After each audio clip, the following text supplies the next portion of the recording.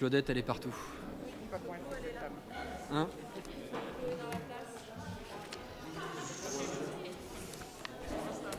Oui. Ah oui, c'est clair. Ouais. Bien, allez, chers collègues, je propose que nous démarrions ce conseil municipal.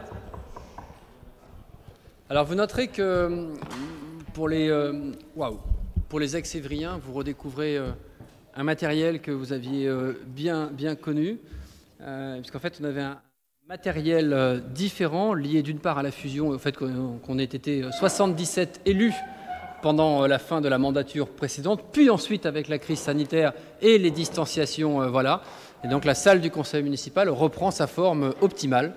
Voilà, c'est quand même bien mieux comme ça, notamment pour nos équipes qui ont la gentillesse de préparer la salle à chaque fois que le conseil se réunit. Bonjour à celles et ceux qui nous suivent sur les réseaux sociaux.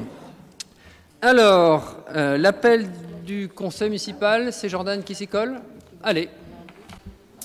Merci Monsieur le maire, bonsoir à toutes et tous. Nous commençons avec Farida Amrani, Diara Badiane, elle arrive.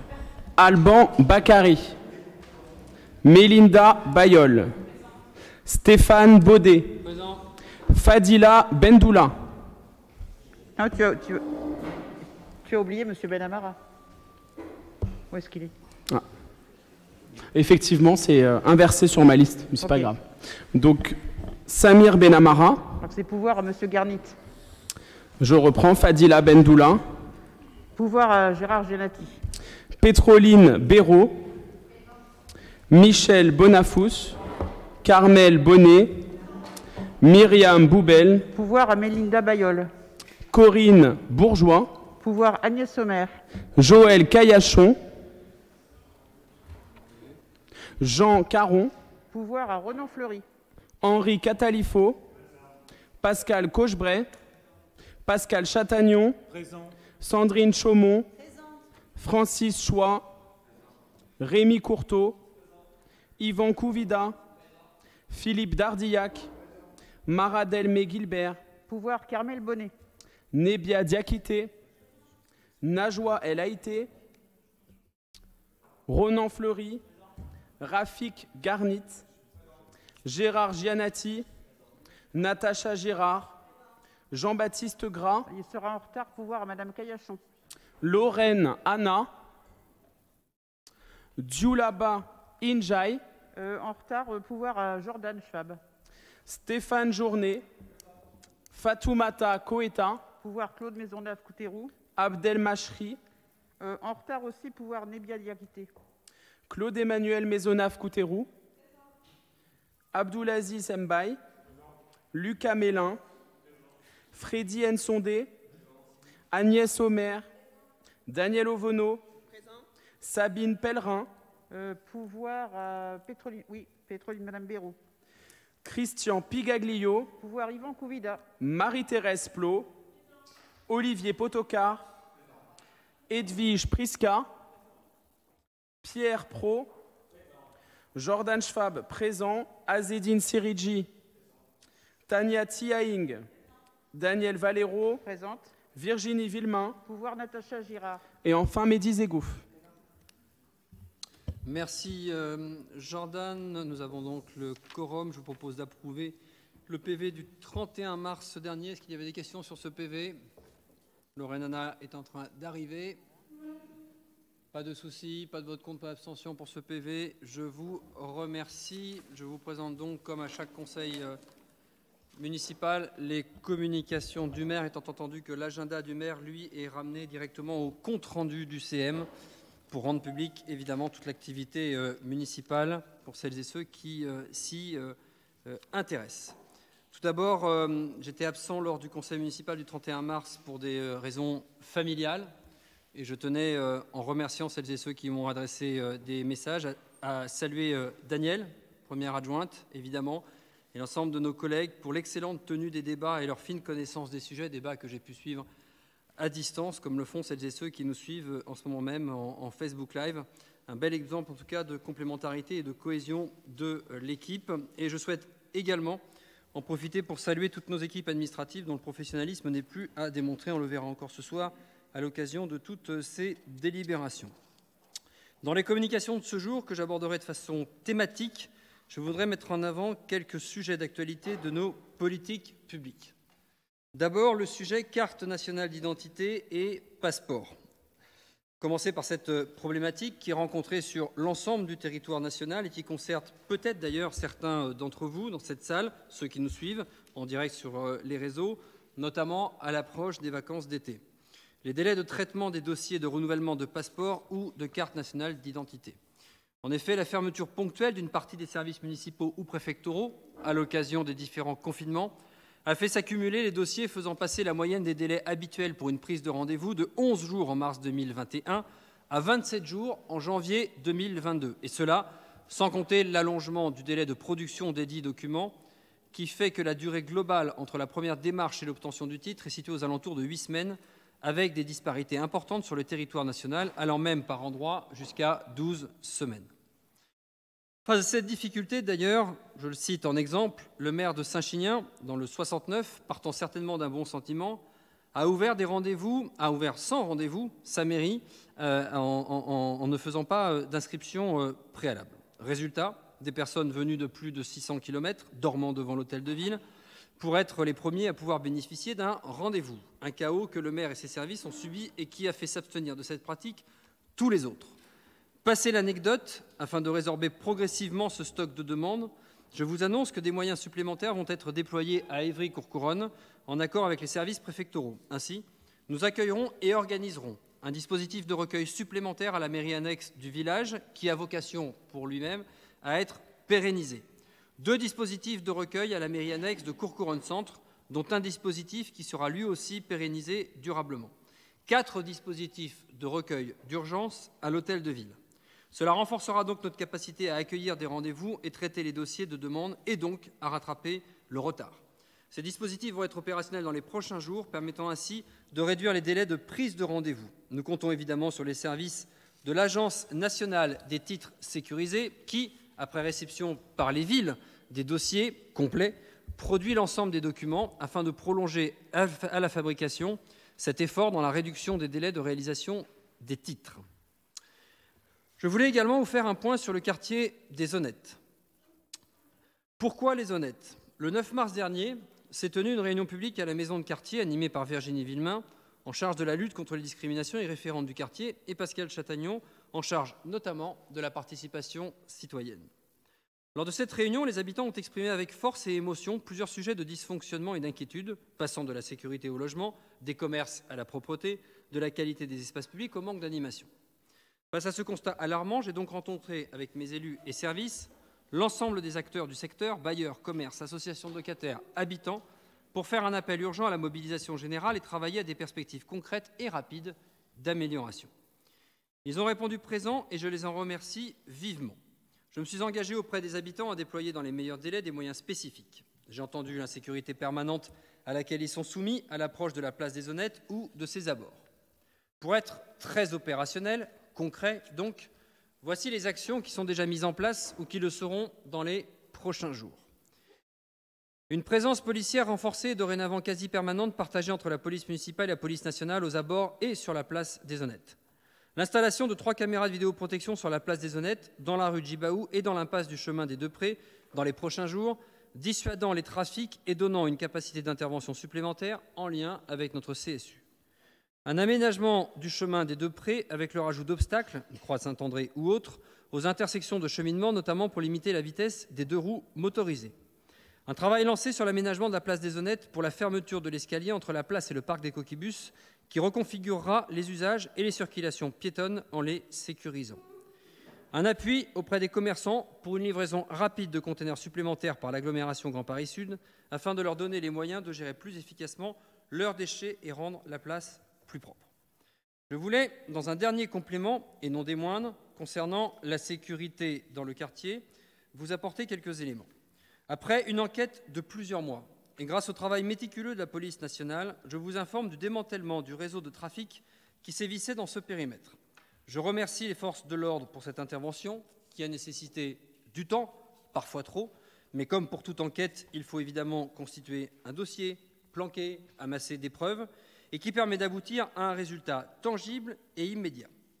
Cet état détaillé et ces nombreuses actions sur différents champs dont nous mesurerons les effets dans les jours et les semaines à venir devront être complétés dans les prochains mois par d'autres mesures concrètes pour changer le quartier, redonner de la qualité de vie à ses habitants et permettre à chacune et chacun d'y vivre paisiblement. C'est un engagement de ma part et j'y veillerai. Troisième sujet que je souhaitais aborder ce soir, le Génopôle. Mercredi 18 mai, à la demande de la préfecture, j'ai reçu au Génopôle Marc Guillaume, préfet de région, pour la signature du projet partenarial d'aménagement entre l'État, l'agglomération Grand Paris Sud, et les 4 communes concernées, Bondoufle, Corbeil-Essonnes, Évry-Courcouronnes et Ris-Orangis. Nos préfets régionaux et départementaux ont tenu à visiter Génopôle et j'ai pu leur faire part du regain majeur d'intérêt des investisseurs et promoteurs pour notre biocluster. Ce ne sont d'ailleurs pas que des mots, car d'ores et déjà, nous venons de signer ces dernières semaines l'extension d'Hyposkésie dans le bâtiment actuel du GIP Génopôle, mais aussi la vente d'un terrain d'assiette pour la réalisation d'un hôtel de 220 chambres avec bar et restaurant. Un vieux rêve de Pierre Tambourin qui se réalise enfin avec un promoteur spécialisé en hôtellerie, Générim, et le groupe hôtelier d'envergure internationale qu'est Marriott. Le futur hôtel, lui, sera opéré sous l'enseigne Moxy. Et il y a moins de 15 jours, j'ai reçu ici même un pôle d'investisseurs français et anglo-saxons qui sont prêts, tenez-vous bien, à réaliser un programme dit Techtière, un mix de labos et de bureaux, de 22 000 m² sur 3 bâtiments de grande qualité architecturale, le tout en blanc, ce qui est tout bonnement exceptionnel, car ces investisseurs et d'autres encore croient en la dynamique de notre territoire et sa connexion à la métropolisation de l'Île-de-France. C'est ainsi qu'ils ont déterminé un triangle d'or des biotech, Paris, Saclay, Villejuif, Évry, Génopôle. Peu ou prou d'ailleurs, le même que le triangle sud-francilien des transports en cours de réalisation, avec d'abord le T12 entre Massy et Évry-Courcouronnes fin 2023, la ligne 18 reliant le plateau de Saclay à Orly en 2026 et à plus long terme, un transport en site propre allant du centre hospitalier sud-francilien à Orly via la Nationale 7. Entre ça et l'hôtel, sans oublier la mise en service du TZN4 d'ici 2024, le nouveau matériel roulant sur le RERD ou les travaux d'aménagement de la gare du bras de fer, nous allons ainsi totalement requalifier d'ici 3 ans notre entrée de ville par des nouveaux bâtiments qui vont nous permettre de franchir un saut qualitatif et quantitatif dans l'accueil de nouvelles entreprises du secteur des biotech. Dès que je serai en mesure de communiquer davantage sur ces 2 projets et bien d'autres encore, nous organiserons d'ici la fin de l'année au Génopôle, avec l'ensemble des élus du conseil municipal d'Évry-Courcouronnes, une séance de présentation afin que vous preniez la mesure de ce qui est en train de se jouer positivement pour l'avenir de notre biocluster et donc de notre ville. 4e point que je souhaitais aborder, jeunesse, ville apprenante, programmation associative. Je change donc ici complètement de sujet et j'en terminerai par là pour vous parler du retour à la vie normale après ces 2 années de crise sanitaire, nous donnant enfin l'occasion de nous retrouver. À l'image du banquet des seniors qui a vu près de 1200 convives se retrouver au complexe sportif du Lac pour partager, rire, danser, profiter de ces bons moments de convivialité. Et au-delà du banquet, je m'attarde quelques instants sur la programmation de la semaine passée avant de tirer le fil des temps forts qui nous mèneront jusque l'été. À commencer, bien évidemment, cher Diarra, par le festival Made in Ici, qui s'est déroulé sur 3 jours, les 18, 20 et 21 mai derniers, en partenariat avec le centre commercial Évry 2 et coordonné par nos superbes équipes de la direction de la jeunesse et de nos 3 équipements dédiés, que sont l'espace Michel Colucci, l'espace Pierre-Nicolas et la Fabrique, accompagnés et encouragés par nos élus de secteur. Je citais évidemment Diarra, mais n'oublions pas Jordan et Lorraine, avec Diarra en chef d'orchestre. Pour celles et ceux qui l'auraient raté, qu'est-ce que le festival Made in Ici? Des animations sur la place des terrasses, des cascades et de l'Europe, avec une émission de radio en partenariat avec Génération Hip Hop 88.2 et la présence de la lucarne, internationalement connue aujourd'hui pour les amateurs de tir en finesse. Un forum des jobs été avec presque 300 offres à pourvoir. Un tremplin humour à la microfolie pour sélectionner 2 talents pour la soirée Comedy Show. Le Ici Comedy Show au cinéma CGR pour révéler les talents de l'humour du territoire avec Barreau, Redouane BH et Zatis en speaker de la soirée et les 400 places qui avaient été réservées en quelques jours seulement. Et pour la première fois de notre histoire, un concept totalement inédit, osé presque, une soirée clubbing underground dans les parkings du centre commercial avec plus de 600 participants et un encadrement minutieux qui a fait la réussite de cette soirée. Encore un grand merci aux équipes du centre commercial pour leur confiance. Sans oublier, bien sûr, le rendez-vous Rencarte, incontournable moment autour des pratiques artistiques urbaines, de la musique, de la danse, qui font pleinement partie de notre identité. Une programmation fleuve à la hauteur de notre ambition en matière d'accompagnement de nos jeunes et sans doute aujourd'hui le plus grand festival de la jeunesse d'Île-de-France. Je le dis et le répète à longueur de temps, je suis fier de toute cette jeunesse, fier de tous ces talents et de cette créativité qui porte haut les couleurs de notre ville.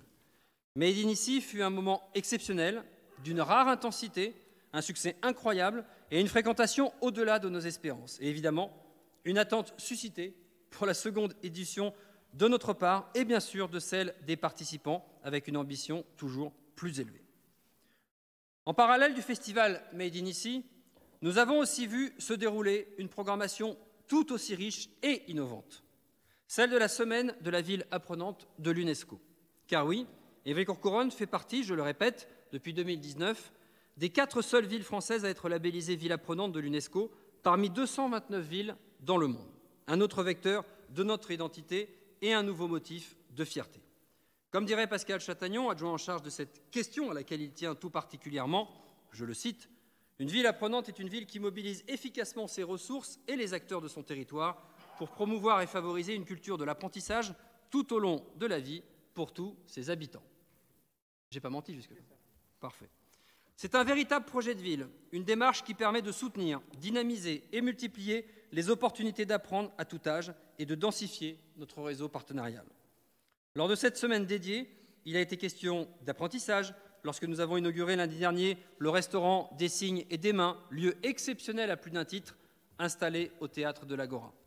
Né grâce à l'association Apaise Haïti et le soutien de nombreux partenaires, dont la ville, la faculté des métiers, le département et la préfecture, ce restaurant inclusif permet actuellement à 3 jeunes, Dimitrios, Vera et Alexis, et ponctuellement à des stagiaires, tous en situation de handicap auditif, d'accéder à une formation en apprentissage au métier de la restauration et par la même occasion de sensibiliser les clients à la langue des signes française. Un espace donc pour apprendre à LSF est d'ailleurs ouvert 2 après-midi par semaine, ce qui me permet un petit clin d'œil à Christian Pigaglio, en charge du handicap et de l'inclusion. Mais au-delà de cette idée incroyable, la philosophie du lieu est au circuit court et aux produits de qualité grâce à un réseau de 30 producteurs locaux dont la plupart en Essonne, avec, en septembre, l'ouverture d'une AMAP où chacun pourra venir se fournir de ses trésors. Et forcément, avec de bons produits, on se régale. Alors désolé pour la publicité, mais ce lieu est à découvrir sans modération du mercredi au vendredi. La ville apprenante, c'est aussi un réseau de partenaires pleinement engagés pour faire vivre cet événement. Je pense au réseau réciproque d'échange et de savoir, fondateur de ce courant de pensée et présent sur la ville depuis maintenant près de 43 ans, qui organise depuis 2010 un prix de la réciprocité pour valoriser des initiatives autour de la pédagogie, des arts et de la culture. Une récompense attribuée samedi 14 mai à Édith Planche, chercheuse, pour son travail d'éducation à l'environnement par l'approche sensible. Encore bravo à elle. Je pense au théâtre de l'Agora, qui nous a émerveillés de son Roméo et Juliette, ou la douloureuse histoire de son Roméo, avec 3 soirées de spectacle sur 3 lieux distincts dans la ville, dans 3 langues différentes, revisitant ainsi la tragédie fulgurante des amants de Vérone sur fond de conflits de classe. Un pur bonheur pour celles et ceux qui y ont assisté. Mais également à la mobilisation des étudiants en licence 3, en sciences de la vie, de l'université, du Génopôle ou de l'association Évry-Sénart Sciences Innovation, qui regroupe nos établissements d'enseignement supérieur pour l'organisation du colloque Évry Bio jeudi dernier. Une journée de jeux, d'ateliers, de présentations ludiques et pédagogiques à l'Université d'Évry et à l'Institut de biologie pour en apprendre davantage sur les découvertes de l'actualité scientifique. C'était passionnant. Et dans cet esprit de découverte et de réciprocité, l'apothéose fut sans conteste le grand bazar des savoirs, organisé vendredi et samedi, en partenariat là encore avec le théâtre de l'Agora. Le principe, un véritable Wikipédia vivant, une foire de micro-conférences d'experts amateurs d'Évry-Courcouronnes, âgés de 8 à 80 ans, qui vous parlent du sujet qui les passionne pendant 5 minutes, montre en main. Une sorte de speed dating finalement. Vous avez eu le choix entre les toupies Beyblade, le yoga, les rapaces, les relations franco-mexicaines, les insultes sexistes et plus de 70 sujets en tout genre. En résumé, la passion de la curiosité et la joie de la transmission. Enfin, nous avons installé vendredi dernier le premier comité des ambassadeurs de la ville apprenante. À la fois espace de concertation, de formation, de collaboration et de construction, ce comité composé d'une vingtaine de personnalités de tout horizon, associatifs, économiques, institutionnels, culturels, issus du territoire, va permettre d'amplifier les actions concrètes de la ville apprenante et d'enrichir notre regard de leur parcours et de leurs expériences. Un engagement, évidemment, que je salue. Merci à toutes et tous. Dernier point, enfin, la programmation événementielle. Après vous avoir détaillé cette semaine passée particulièrement dense et riche, je me permets maintenant un petit tour d'horizon des rendez-vous événementiels jusque l'été. Il ne sera pas forcément exhaustif, et les partenaires me pardonneront d'avance, mais il montre la richesse de notre programmation et l'investissement du tissu associatif de notre ville.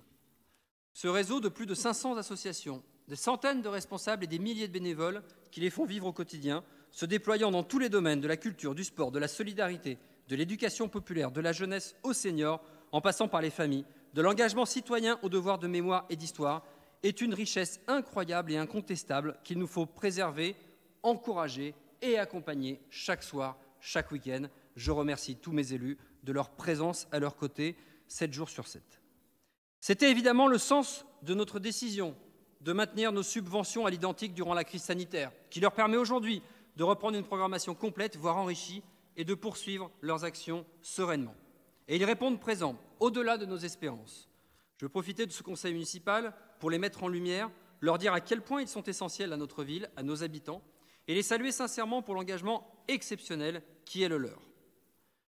Je reviens donc à cette programmation des prochaines semaines. Du 26 au 29 mai, championnat du monde de football de table, baby-foot pour les spécialistes, au complexe sportif du Lac, dont je rappelle que notre club local est plusieurs fois champion de France et vainqueur de la Ligue des champions. Le 6 juin, la brocante de l'association Ivry Village sur la place du Général de Gaulle. Les 20 et 21 juin, la fête de la musique sur 2 jours, avec le 20 juin en tête d'affiche Amir, artiste révélé par l'émission The Voice, puis confirmé à l'Eurovision, avant de poursuivre une bien belle carrière, ainsi qu'un retour pour le 21 juin à la philosophie initiale des groupes amateurs dans 3 lieux de la ville, dont une scène sur la place des Honnêtes. Le 25 juin, le grand spectacle pyro-mélodique par le Lac en Fête de Courcouronnes, toujours en recherche de figurants. S'il y a des candidats, n'hésitez pas. Le 26 juin, le vide-grenier de l'Association des familles de Courcouronnes, toujours au Lac. Le 2 juillet, la grande finale de la tournée nationale, attention il va y avoir du monde, de la Lucarne, internationalement reconnue, je le disais tout à l'heure, qui vous donnera l'occasion de tester en solo ou en famille vos compétences footballistiques et de faire se retrouver les 30 sélectionnés de cette fameuse tournée nationale qui fait un carton dans toutes les villes où elle se produit. Le 3 juillet, la fête du Parc Pompidou organisée avec l'Union des retraités d'Évry-Courcouronnes, où petits et grands se retrouvent dans cet écrin de verdure en plein cœur du quartier du village. Le 7 juillet, l'événement L'été en scène, des animations ludiques qui se clôtureront par un premier cinéma en plein air sur les bords de Seine. Les 13 et 14 juillet, évidemment, le défilé républicain du 13 juillet devant la préfecture, on l'espère sans les seaux d'eau de l'année dernière, en fin d'après-midi. À partir de 19h30, le retour du grand bal des pompiers en centre-ville et bien sûr, le 14 juillet dans le parc du Lac, le feu d'artifice. Du 14 au 17 juillet, la 4e édition du festival d'architecture éphémère Bellastock à découvrir à la maison Sainte-Geneviève avec une ouverture au public prévue le 16 juillet. Toutes les animations de nos centres sociaux qui vous accompagnent au quotidien et animent votre quartier. De quoi rythmer vos semaines, vos week-ends, vos soirées jusque l'été en attendant la programmation estivale très riche et variée que vous recevrez prochainement. Alors mes chers collègues, à vos agendas. J'en ai fini avec les communications du maire. Point numéro 1 de notre ordre du jour, Daniel, avenant à la convention cadre de labellisation de la cité éducative d'Évry-Courcouronnes. Voilà qui tombe bien après avoir parlé de la ville apprenante. Merci Monsieur le maire. La ville d'Évry-Courcouronnes est devenue une cité éducative en 2019, cité éducative sur 3 quartiers, pas toute la ville, mais que sur 3 quartiers en politique de la ville, le Canal, les Pyramides et le Bois Sauvage. On a été dans les 80 premières villes qui avaient été labellisées cité éducative. Aujourd'hui, il y en a à peu près 200 en France. Et on avait passé convention avec l'État sur 3 ans, 2020, 2021 et 2022, avec un financement de l'État de 500 000 € quand même par an sur 3 ans, ce qui fait quand même 1,5 million. Les actions de la cité éducative, parce que c'est assez rare d'en parler au conseil municipal, donc j'en profite puisque j'ai la parole. Sur 3 quartiers prioritaires. Dans les 3 quartiers en question, on a à peu près 4000 élèves, 17 900 habitants, 4 maisons de quartier, centres sociaux, 2 espaces jeunes, 5 accueils de loisirs, un collège, 19 établissements du premier degré et 5 établissements de la petite enfance. On a évidemment priorisé les actions par chapitre et avec donc 7 axes thématiques. L'ambition scolaire et la formation tout au long de la vie, on vient justement d'en parler. L'attractivité internationale, l'innovation éducative, la santé et l'inclusion sanitaire et sociale, la citoyenneté, l'égalité femmes-hommes, la prévention de la délinquance, la sécurité, l'accès aux droits, famille et parentalité, inclusion économique et évidemment une cellule de pilotage et d'évaluation. On travaille bien sûr avec beaucoup d'associations, la FEV, la Voix des Jeunes, Planète Science, pour en citer que quelques-unes, la Selle Nationale, les Gurandes, et les associations prennent de plus en plus leur part dans les actions de la cité éducative, avec à peu près aujourd'hui 54% des actions qui sont réalisées par les associations. Mais la délibération, elle est surtout pour pouvoir continuer, et donc l'État propose 1 an de plus, donc 2023, donc la convention jusqu'à décembre 2023, donc c'est un avenant avec la même hauteur de financement, c'est-à-dire encore 500 000 €, ce qui fera quand même en 4 ans 2 millions d'euros pour la cité éducative et pour les 3 quartiers en question. Merci Daniel. Y a-t-il des questions sur ce point? Il n'y en a pas. Des votes contre, des votes contre, des abstentions. Je vous remercie. Agnès, point suivant. Oui, merci Monsieur le maire. Il s'agit du règlement de fonctionnement des établissements d'accueil jeunes enfants. Ce dossier a été travaillé par notre collègue Corinne Bourgeois dans le cadre de sa délégation.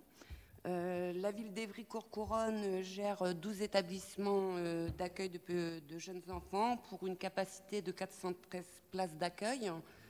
Les établissements permettent un accueil régulier, occasionnel ou d'urgence des enfants qui est facturé aux familles sur la base établie par la CAF. Le règlement de fonctionnement est un outil qui cadre l'accueil des familles. Il permet de faciliter le travail des directions au quotidien, de préciser les modalités d'administration des médicaments, par exemple, ou encore la notion référent santé et accueil inclusif, et de mettre en œuvre le nouveau barème applicable aux accueils collectifs, micro-crèches et familiales. Ce règlement est à transmettre tous les ans à la CAF. Il est donc là demandé au conseil municipal de valider le règlement de fonctionnement des établissements d'accueil des jeunes enfants. Merci Agnès. Y a-t-il des questions sur ce point? Madame Rani. Bonsoir. Juste une remarque. Il y a différents horaires. En fait, toutes les crèches ne clôturent pas à la même heure. Il y en a qui finissent à 18h30, d'autres à 17h30, d'autres à 19h. Est-ce que justement, dans le cadre de l'homogénéité du fonctionnement et du service public, on ne pourrait pas avoir le même horaire? Je sais que c'est difficile, mais au moins avoir le même horaire partout, puisqu'il y a beaucoup de parents qui ont du mal à arriver à l'heure. Des fois, 18h, c'est un peu trop court. Donc voilà, c'est juste une interpellation. Écoutez, pour l'instant, ça n'est pas prévu. On n'a pas forcément cette demande de la part des parents. On essaye de s'adapter structure par structure. La question d'uniformiser n'a pas forcément du sens dans une ville comme la nôtre, avec des fonctionnements d'un quartier à l'autre très différents, sur les transhumances professionnelles, sur les horaires. Donc ça peut se traiter plutôt équipement par équipement. Est-ce qu'il y a d'autres questions? Il n'y en a pas. Des votes contre, des abstentions? Je vous remercie. Point suivant, Agnès, toujours. Oui, il s'agit de l'avenant numéro 3 portant sur l'extension du périmètre de la Convention du service commun de restauration collective. Donc la commune d'Évry, devenue Évry-Courcouronnes, et la communauté d'agglomération Grand Paris Sud ont créé à compter du 1er septembre 2018 un service commun dédié à la mutualisation des fonctionnements de production, de livraison de repas, denrées alimentaires et des prestations de restauration. L'architecture de ce service commun tel qu'il a été créé permettait à d'autres communes d'intégrer ou d'adhérer. C'est ainsi que 7 communes ont intégré le service commun depuis sa création. La commune de Saint-Pierre-du-Perret a fait connaître son souhait de rejoindre le service commun, notamment pour la livraison de repas à liaison froide. Il y a donc lieu d'asseoir cette extension par un avenant numéro 3 à la convention initiale du service commun. Il est donc demandé au conseil municipal de valider les termes de l'avenant numéro 3 à la convention initiale du service commun de restauration collective portant sur l'extension de ce service à la commune de Saint-Pierre-du-Perret et à conclure avec GPS et les communes membres du service commun et d'autoriser Monsieur le maire à la signer. Merci Agnès. Y a-t-il des questions sur ce point? Il n'y en a pas. Des votes contre, des abstentions. Je vous remercie. Merci Agnès. Yvan? Alors, l'idée, c'est d'attribuer des subventions dans le cadre d'un appel à projet urbaniste en sport. L'idée, c'est que le 8 mars dernier, on a présenté un appel à projet aux associations sportives de la ville, avec l'idée d'amener le sport, faire une fête de sport, mais en bas des quartiers, en bas des immeubles. C'est quelque chose qui a existé dans bien des villes et même sur cette ville d'ailleurs, je crois, à une époque. Et l'idée, c'était surtout de faire en sorte d'aller au plus proche des habitants et essayer de les remobiliser sur les questions de sport, surtout après 2 ans Enfin, c'était particulier pendant 2 ans avec ce Covid. Et on peut voir dans les associations, il y a eu des baisses d'adhérents. Enfin, ça, on l'avait déjà mentionné dans différents conseils municipaux. Donc, pour nous, c'était une manière d'essayer d'aller rechercher des publics. Et voilà. Lors de pour cet appel à projet, il y a environ 23 associations qui ont répondu à ça. Sur différentes thématiques. Là, l'idée, c'était de pouvoir faire cette organisation d'Urbaniston Sport sur les 4 samedis du mois de juin. Quand les associations ont répondu à l'appel à projet, on s'est rendu compte que, en fait, sur 2 samedis, il allait avoir trop peu d'associations. Donc, on a regroupé ça sur 2 samedis, le 4 et le 25. En même temps, ça nous permet d'essayer de monter crescendo, parce que c'est quelque chose qu'on va vouloir arriver à faire sur les années à suivre, donc les années suivantes. Et donc c'est plutôt bien de démarrer plutôt plus cool, on va dire. Sur donc les 23 dossiers, on a en gros un appel à projet qui monte à hauteur de 28 900 €. Je pourrais vous énumérer toutes les subventions, mais en gros, les associations sont assez joueuses sur ce projet et essayent de se battre contre l'idée de faire une fête des sports bis, parce que ce n'est pas l'idée. L'idée, c'est de s'adapter au terrain, s'adapter et faire en sorte que les terrains viennent changer. Les formes aussi de jouer au sport de chacun changent, puisque le quartier va les obliger à se restreindre à la fois dans les règles, et voilà. Donc, voilà, il vous est proposé de voter ce tableau de subvention. Voilà. Merci Yvan. Y a-t-il des questions sur ce point? Il n'y en a pas. Des votes contre, des abstentions. Je vous remercie. Point suivant, Olivier. Bonsoir. Il s'agit sur ce point de proroguer pendant 6 ans l'existence d'un groupement d'intérêt public qui s'appelle le FSL, le Fonds de Solidarité Logement. Les villes de Courcouronnes et d'Évry étaient déjà adhérentes à ce groupement et regroupent le département, la CAF, des bailleurs sociaux, des fournisseurs d'énergie, d'eau et certaines communes de la communauté d'agglomération. Donc ce qu'on vous demande ce soir, c'est de renouveler, donc de proroger l'existence de ce fonds de solidarité et aussi d'y adhérer. Pour information, la ville verse 15 centimes par habitant. Comptant 68 000 habitants, ça fait 10 200 €. Et les habitants ont reçu 254 000 €, soit pour maintien à domicile quand il y a des risques d'exclusion, soit pour l'aide d'accession à des logements, soit des aides à payer pour payer des impayés de factures d'électricité, de loyer, etc., etc. Merci Olivier. Je profite d'ailleurs pour remercier du pilotage de notre groupe cellule de crise dans le cadre de la crise ukrainienne qui nous abat un boulot formidable avec les équipes et les autres élus concernés. Est-ce qu'il y a des questions sur ce point? Il n'y en a pas. Des votes contre, des abstentions. Je vous remercie. Point suivant, Pascal.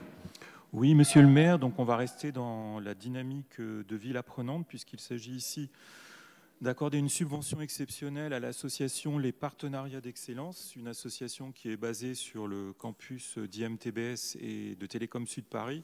Ça fait déjà plusieurs années qu'ils travaillent en mettant en place du tutorat auprès d'élèves en difficulté scolaire. À ce jour, ils sont aussi partenaires et développent le projet des Cordées de la Réussite, un dispositif national, et travaillent avec les collèges Galilée, Paul-Éluard, Le Village et le lycée Georges Brassens.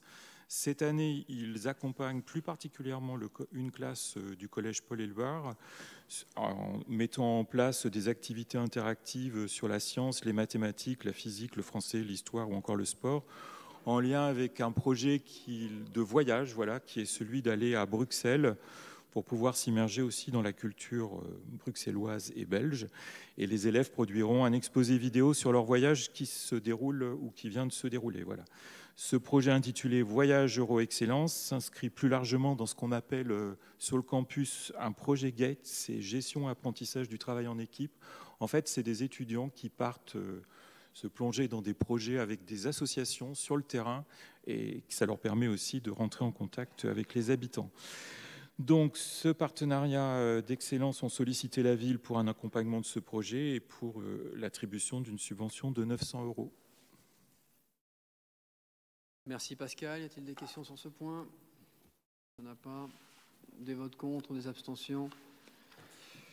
Je vous remercie. Point suivant. Ronan. Merci Monsieur le maire. Donc, la première délibération concerne 2 ajustements sur la politique tarifaire. Le premier point concerne les classes de découverte si chères à Daniel Valero. Vous savez, les classes de découverte, c'est quand on part dans le cadre de l'école, une semaine en général à la montagne ou à la mer ou à la campagne d'ailleurs. Et afin de favoriser donc à la fois les familles dans cette période un peu difficile et aussi encourager l'éducation nationale pour organiser ces activités qui sont très, très, très lourdes à organiser pour notamment les professeurs, et à forte valeur pédagogique, nous souhaitons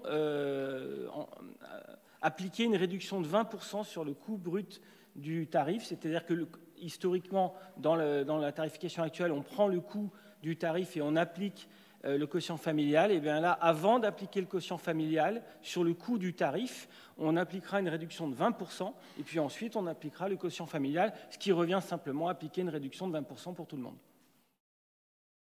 Merci Ronan. Ça va dans la droite ligne des mesures sociales que nous avions prises sur la redéfinition des tarifs il y a quelques mois, en allant encore plus loin sur les classes de co-découverte pour tout à la fois encourager les équipes pédagogiques pour monter ces projets et permettre aux familles de pouvoir y accéder. Alors, j'ai oublié de présenter le deuxième point qui est encore plus court. C'est dans le cadre du transfert au budget ville et au service ville des activités seniors qui étaient historiquement gérées par le CCAS. Il y a une activité qui avait une tarification décidée par le CCAS, 60 € par an pour les activités sportives. Et donc, on vote la même chose, le même tarif, mais côté ville. Merci de ce complément. Y a-t-il des questions sur ce point? Il n'y en a pas. Des votes contre, des abstentions. Je vous remercie de cette unanimité. Ronan, pour les points, je te propose de présenter peut-être d'un coup les points 8, 9, 10, 11 dans la foulée. On peut faire ça, sachant que je participerai évidemment au débat et aux réponses de questions et que je sortirai ensuite pour les 2 votes des 8 et du 9. C'est ça. Donc, je vais présenter les 2 comptes administratifs, celui du budget principal et celui du budget annexe parking. Et puis, on fera le débat dans ces cas-là sur l'ensemble après. Donc, on a un PowerPoint, effectivement, pour présenter ces 2 comptes administratifs. Je vais essayer d'être aussi bon que Jean Caron en matière de pédagogie, parce que je sais bien que la matière financière n'est pas tellement affriolante, hein, ça ne fait pas rêver les foules, hein, mais c'est une matière sérieuse et qui, évidemment, revient très fréquemment dans notre conseil municipal, et c'est tout à fait normal. Alors, je ne sais pas comment agir. Oui, vous pouvez. Voilà. Trois points principaux de... Alors, déjà, je vais expliquer ce qu'est un compte administratif. Vous savez que nous votons des budgets. Les budgets, ce sont des décisions prévisionnelles. Un budget, on prévoit et on s'autorise de dépenser et accessoirement d'avoir des recettes. Donc là, on n'est pas sur le vote du budget. On l'a déjà voté, le budget. Là, on est sur la clôture du budget 2021. Donc c'est sur ce qu'on appelle le réalisé, l'exécution des dépenses et des recettes de l'année 2021. Donc là, on fait les comptes. On clôture les comptes. Donc sur cette année 2021, qu'est-ce qu'il faut retenir de manière très synthétique? Alors, c'est qu'on est en deuxième année de Covid, 2021, mais on est dans une année de rebond par rapport à l'année 2020 qui a été extrêmement impactée tant en recettes qu'en dépenses, l'année 2020. L'année 2021 connaît encore des impacts liés au Covid, moins en recettes mais plus en dépenses, mais c'est quand même un budget qui reprend des couleurs, si je puis dire, par rapport à l'année 2020.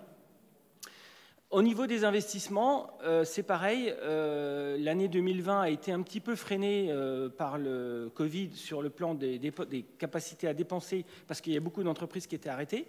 Mais c'était aussi en début de mandat une année de préparation de dépenses. 2021, on est encore un petit peu dans ce schéma-là de préparation d'un volume de dépenses considérable, mais on est déjà en 2021 dans une montée en puissance de l'investissement. Je vais revenir un peu plus en détail par la suite. Et troisième point extrêmement important, c'est contrairement à l'année 2020 qui a dégagé un résultat relativement faible, un résultat positif relativement faible, on retrouve des couleurs aussi en 2021 avec un résultat multiplié par 5, mais c'est pareil, je vais y revenir un peu plus en détail par la suite. Alors voilà, ici, dans cette diapositive, donc, on rappelle en matière d'investissement les 5 grands axes qui guident notre action donc, en matière de développement de la ville, mais ce qui est le plus intéressant à voir quand on pose ça dans un graphique, c'est que vous voyez sur les 3 derniers mandats, donc 2001, 2007, 2008, 2013 et 2014, 2019, avec les 2 villes. Donc ça, c'est pour la partie en rouge et bleu. Vous avez les dépenses d'investissement en rouge pour la ville historique d'Évry, en bleu pour la ville historique de Courcouronnes. Et vous voyez pour le mandat 2020-2025, ce que nous anticipons et ce que nous souhaitons faire comme dépenses d'investissement, donc 270 millions sur l'ensemble du mandat, ce qui est beaucoup plus que, par exemple, le mandat 2014-2019, quand on additionne les budgets d'Évry et de Courcouronnes, qui déjà avaient des montants assez importants. Mais pour le coup, c'est ça qu'il faut bien retenir, c'est que ce mandat-là, il est consacré à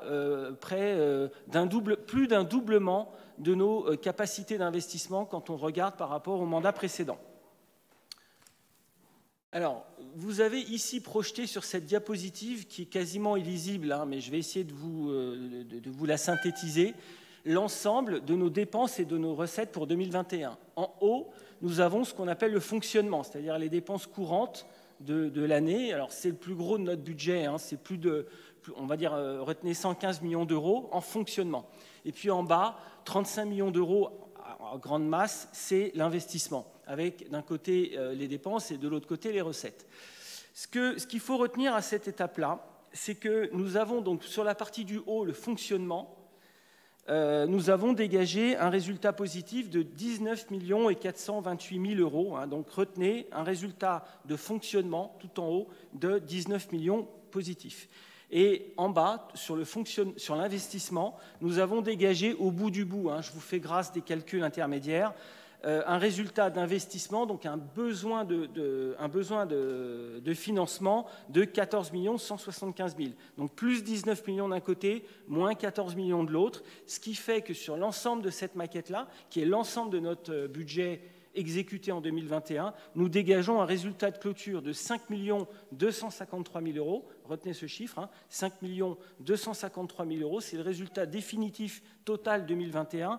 Et pour mémoire, en 2020, nous avions dégagé un résultat de 1 102 000 euros. Donc vous voyez, nous dégageons 5 fois plus. Alors ça paraît très mince, 5 millions sur un budget de 130-140 millions, c'est finalement très très mince à la fin, évidemment, parce que l'objectif, c'est pas de dégager en grande masse du résultat. L'objectif, c'est bien d'alimenter nos dépenses en fonction de nos projets, notamment en investissement. Mais ce résultat-là, il est réinjecté en 2022, dans le budget de 2022, et essentiellement, et intégralement d'ailleurs, dirais-je, pour financer en épargne, pour financer donc notre capacité à investir sans emprunter. Il y a deux façons d'investir, soit on emprunte, soit on fait de l'épargne, c'est comme à la maison, hein. Quand on veut acheter une voiture, soit on l'autofinance en épargnant, voilà, soit on emprunte pour acheter la voiture ou une maison.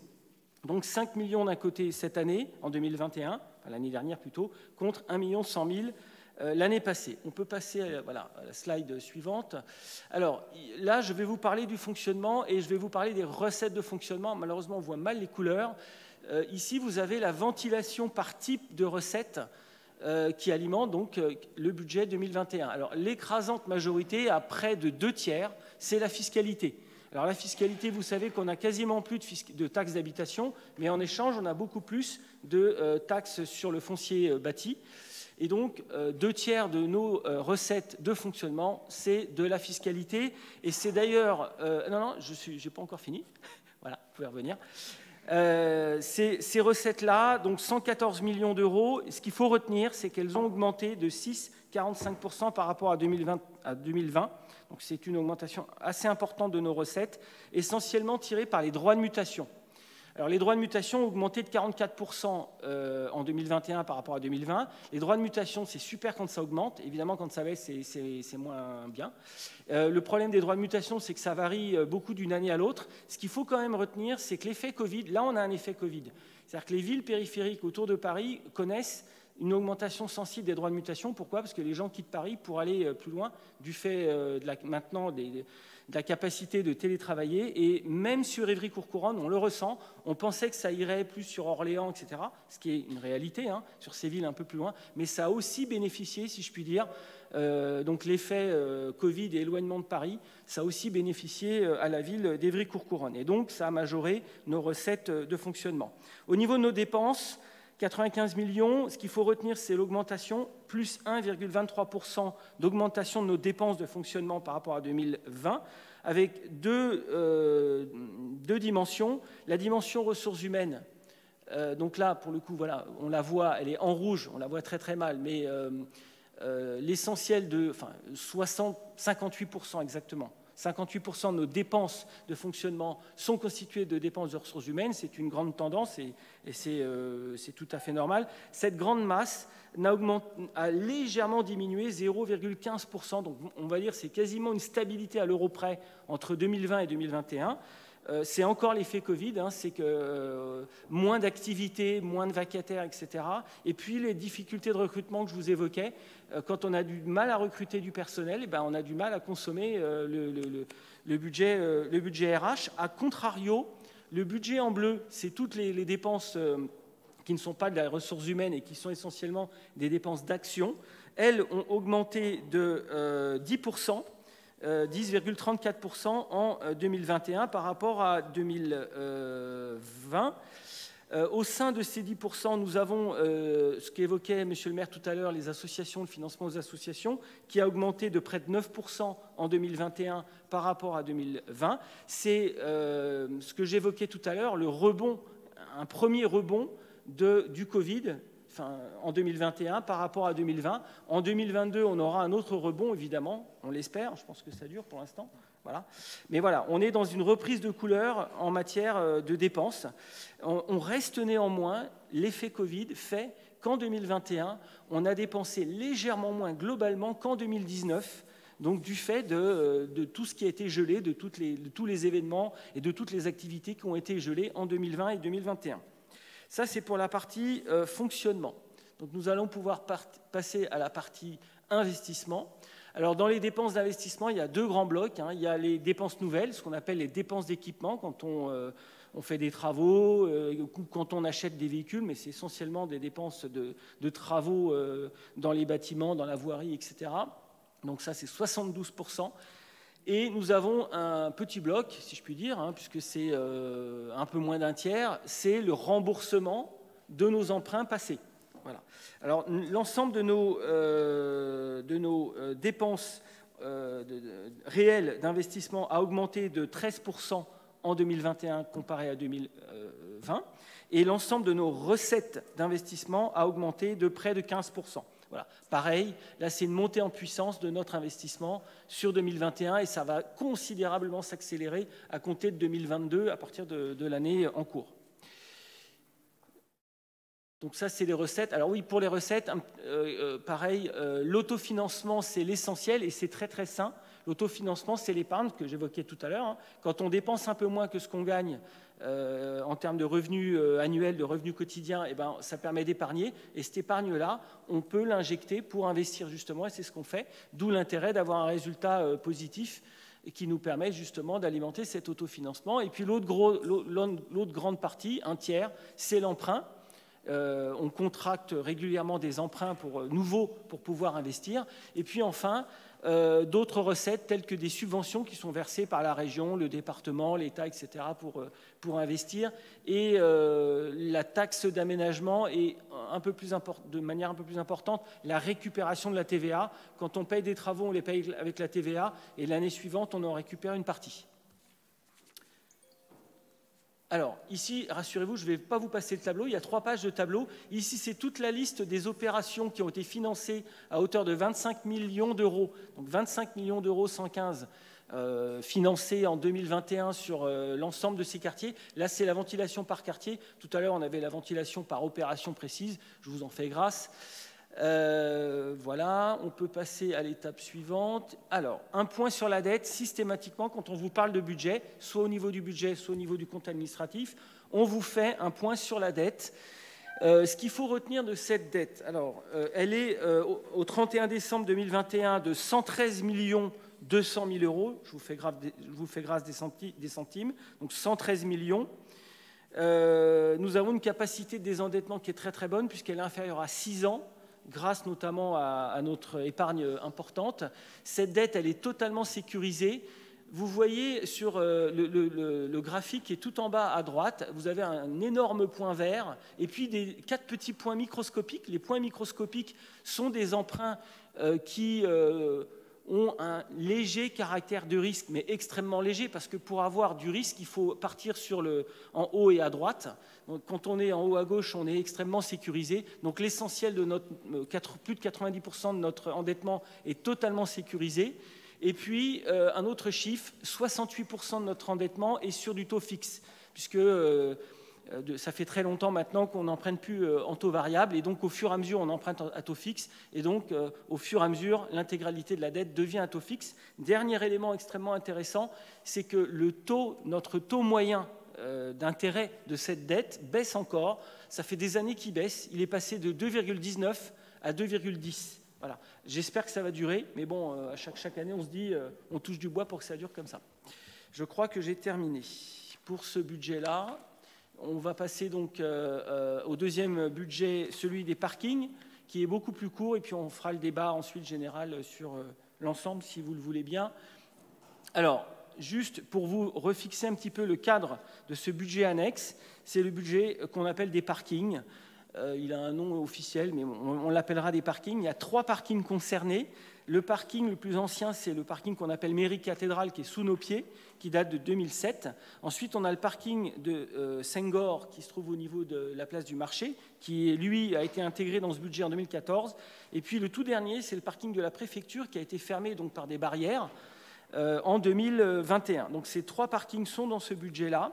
Alors, ce budget 2021, donc, pareil, a connu, comme 2020, un impact assez fort du Covid, mais pareil, il connaît un rebond sans toutefois retrouver les couleurs de 2019. Mais bon, on s'y approche.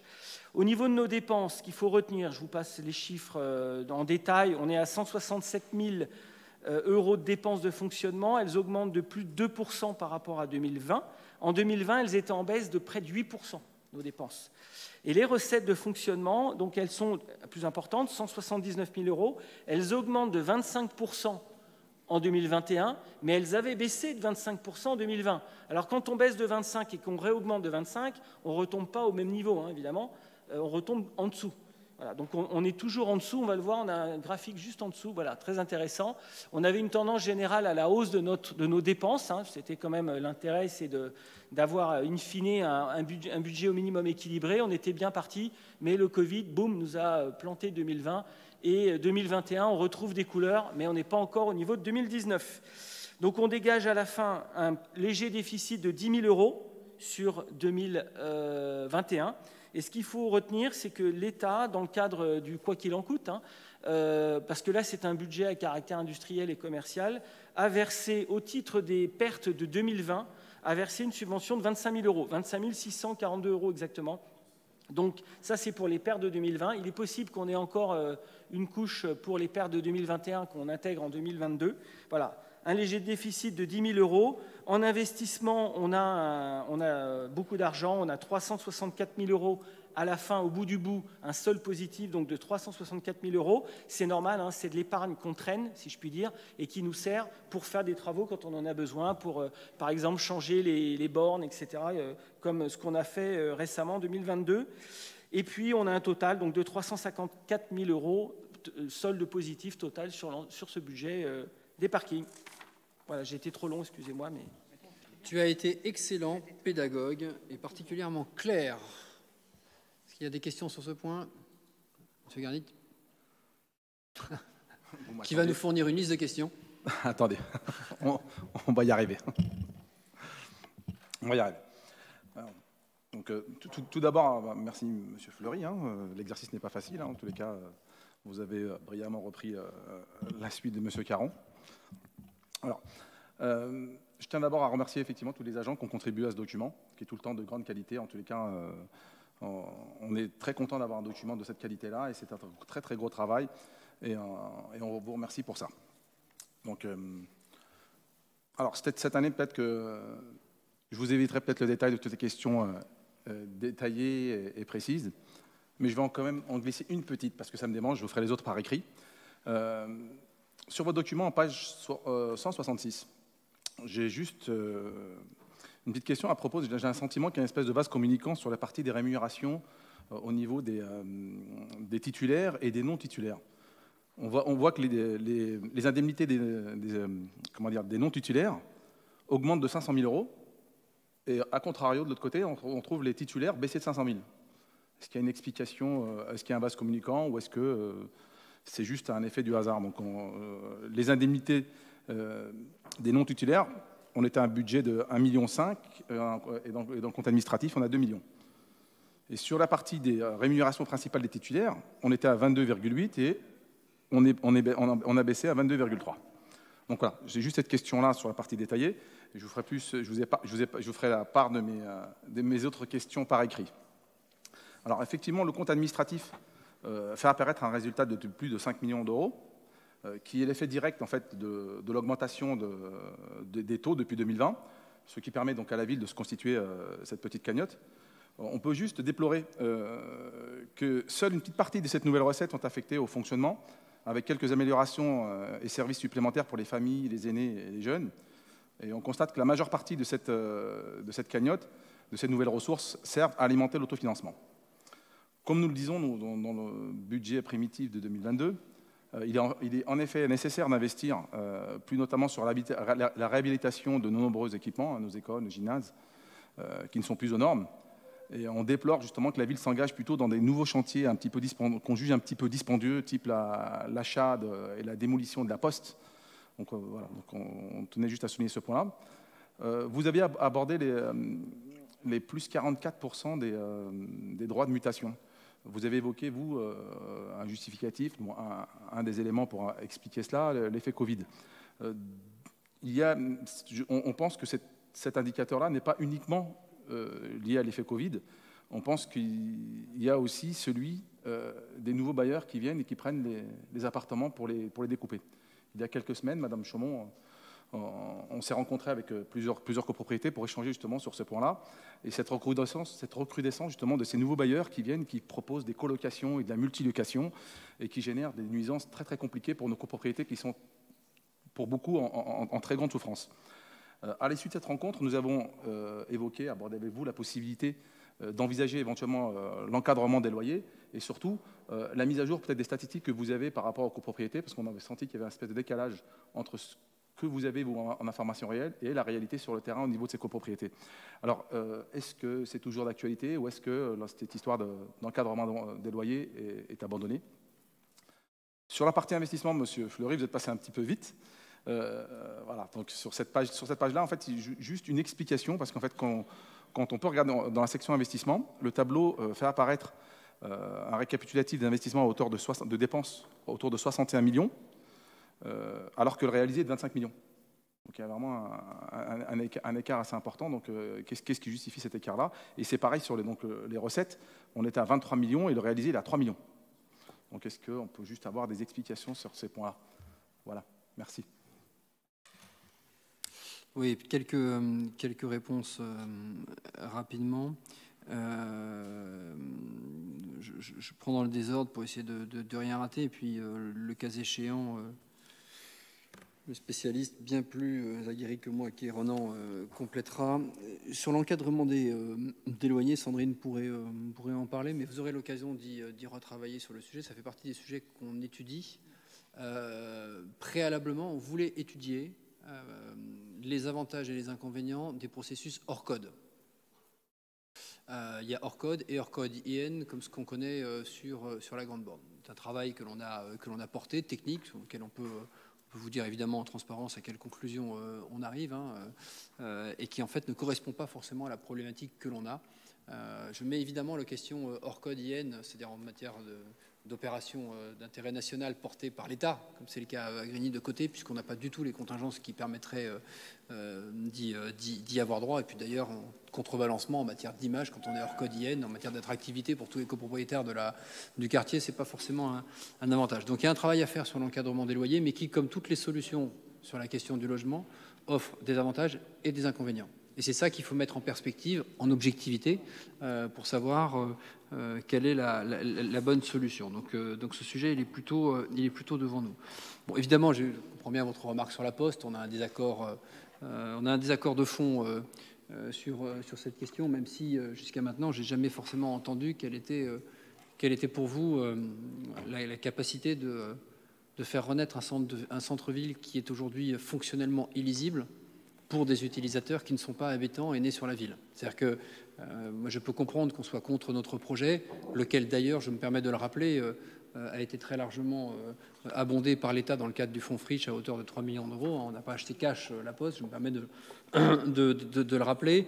Mais la volonté qui est la nôtre de rendre lisible un système d'équipement public, d'aménités, en matière d'enseignement supérieur, de recherche, d'emploi, de transport, assez inédit et d'une qualité remarquable. Moi, je suis un enfant de la Ville Nouvelle, donc je suis très attaché à la Ville Nouvelle. Mais en acceptant l'idée qu'il faille, à un moment ou à un autre, essayer de la rendre plus lisible pour le pauvre Essonnien qui soit travaille à la préfecture, soit vient une fois dans sa vie à la préfecture de son département faire une démarche, qui arrive dans un centre-ville où il n'y a pas un seul parking qui s'appelle centre-ville, mais patinoire ou piscine, ce qui déjà, pour celui qui vient d'extérieur, peut paraître complexe, avec une illisibilité totale de l'ensemble des aménités incroyables, une salle de spectacle, de théâtre, le centre commercial, le cinéma, les grandes écoles, enfin j'en passe, c'est des meilleurs, vous connaissez tout ça par cœur. Moi, je suis aussi en attente d'autres visions de la ville, et pour l'instant, je ne les ai pas entendues. J'ai juste entendu, il ne faut pas détruire la Poste, c'est pas bien, très bien, moi j'entends, mais j'aimerais bien savoir ce que l'on offre comme perspective à un centre qui n'est pas encore le centre-ville d'une ville préfecture. Nous sommes d'une ville préfecture. Le centre-ville d'Évry n'est pas exclusivement le centre-ville des Évry-Courcouronais, il est le centre-ville des Essonniens. C'est fondamental. On porte cette vision-là, et d'ailleurs, on la porte évidemment en total soutien avec l'agglomération, l'État et nos partenaires. Et moi, je serais très à l'écoute de contre-propositions concrètes. J'ajoute d'ailleurs, parce que moi j'entends dans certaines oppositions, je lis les tracts sur la Ville Nouvelle, elle est bien, il faut la garder, très bien. Enfin, notre ville, elle a 50 ans. Les villes qu'on adore, où on adore aller passer des vacances, boire une bière en centre-ville, qui ont 1000 ou 2000 ans, est-ce que vous croyez franchement qu'à 50 ans, elle ressemblait à la place où on va boire une bière aujourd'hui? Absolument pas. Une ville, ça vit. Une ville, ça se construit, ça se déconstruit, ça s'ajuste, ça se reconstruit en fonction des époques, en fonction... Voilà. Donc, c'est ce qu'on fait avec la Poste. Je ne crois pas vous convaincre ce soir, voilà, mais je me permets de redire, ce n'est pas une idée aussi farfelue que cela. C'est la raison d'ailleurs pour laquelle on va engager un travail artistique pour essayer de démontrer ce qui peut se passer quand il n'y a plus la Poste, quand il n'y a plus la dalle. Et qu'est-ce que l'on voit d'un côté ou de l'autre, ou quand on est aux arènes, ou quand on est Cour Blaise Pascal, et de ce que ça donne comme lisibilité à une centralité dont on peut imaginer, par exemple, que l'entrée minuscule, confidentielle de la médiathèque sur la place de l'Agora se retrouve avec une immense façade de médiathèque sur la place de centre-ville. Parce que le bâtiment, il est là, et parce que quand on enlève la dalle, c'est l'arrière de la médiathèque. Voilà. On peut ne pas être d'accord, mais pour le coup, on porte une vision. Alors, elle est assumée, elle peut déplaire, mais on porte une vision. Moi, je reste en attente, plutôt que de posture d'opposition, moi, je reste en attente de contre-propositions sur ce que serait le centre-ville d'une ville-préfecture comme la nôtre, rendu lisible pour ses utilisateurs, 45 000 emplois, près de 30 000 étudiants, et tous les Essonniens qui viennent tous les jours, 1, 2, 3, 4 fois dans leur vie, et qui se paument dans notre centre-ville, parce que si on n'a pas grandi ici, juste on ne sait pas quand est-ce qu'on est dans le centre-ville. On ne sait pas que quand on se garde dans le parking de la patinoire, modulo le fait qu'il y ait des flaques d'eau, que ça sente la pisse, qu'on sorte sur une dalle, on ne sait pas trop où on est. Voilà, tout ça, il faut le changer. Voilà. Donc, le c'était bien avant, évidemment, top. Moi, je suis encore une fois un grand défenseur de la ville nouvelle, mais parce que j'aime la ville nouvelle, parce que justement, pour le coup, on a été, nous, déterrer les sujets de la ville nouvelle, les plans d'aménagement de la ville nouvelle. C'est nous qui avons remis au goût du jour, d'ailleurs, que quand les aménageurs ont fait la ville nouvelle, pour eux, la rue du centre-ville, c'était plutôt la rue des Mazières, et que le bâtiment de la Poste était plutôt destiné à accueillir la mairie d'Évry. Ça permet de repositionner ce qu'était la centralité pour les aménageurs. Je trouve que c'est tout autant les honorer que de faire évoluer aussi la ville avec les contingences qui sont celles d'aujourd'hui, avec un cours Blaise Pascal. Ça fait partie de la commande que l'on a passée à l'Assemblée citoyenne sur la place de la voiture en ville. C'est quoi notre espace public de centre-ville? Voilà. Comment, quand on rentre dans le centre-ville d'Évry, qu'on arrive par le boulevard de l'Europe, qu'on rentre par les Mazières d'un côté, qu'on arrive par Mitterrand, Coquibus de l'autre, qu'est-ce qui fait référence de centre-ville pour à la fois l'habitant d'Angerville qui monte pour la première fois à la capitale départementale, ou pour l'habitant de Lys-Bondoufle qui, s'il était en province, quand il a envie de sortir un soir pour boire une bière, il rêve d'aller dans le centre-ville de sa ville capitale. Chez nous, il ne le fait pas. Voilà, c'est ça qu'on porte. Enfin, encore une fois, on peut ne pas être d'accord, mais au moins, il y a du fond. Voilà, il y a du fond. Sur la question du glissement ou de la dépense du budget sur l'investissement et pas sur le fonctionnement. D'abord, premier point, c'est occulté, et on l'a prolongé dans la délibération votée à l'unanimité il y a quelques minutes sur la tarification des classes de loisirs, de découverte, pardon. C'est occulté que dans la redistribution de la fiscalité, pas nécessairement d'une cagnotte, on a remis 500 000 €, je me permets de le rappeler, pour transformer nos tarifications en tarification sociale en baissant tous les tarifs de la ville, la restauration, les seniors, le portage de repas à domicile, la crèche, etc., pour 90% des habitants. C'est quand même ça aussi l'impact de nos choix budgétaires en budget de fonctionnement. Après, sur l'investissement, on l'a déjà dit, on l'a plusieurs reprises dans le débat et du budget primitif et des décisions modificatives qui ont pu suivre, on assume qu'il faut remettre la ville à niveau très vite, de façon accélérée, en matière de voirie, en matière d'école, en matière de centres de loisirs, parce qu'on n'est pas au niveau de ce que devrait offrir une ville comme la nôtre. Et enfin, je finis par là, et Ronan, peut-être que l'on plaidera s'il reste des choses à compléter sur la question des vases communicants entre contractuels et titulaires. Il y a deux raisons, me semble-t-il, qui l'expliquent.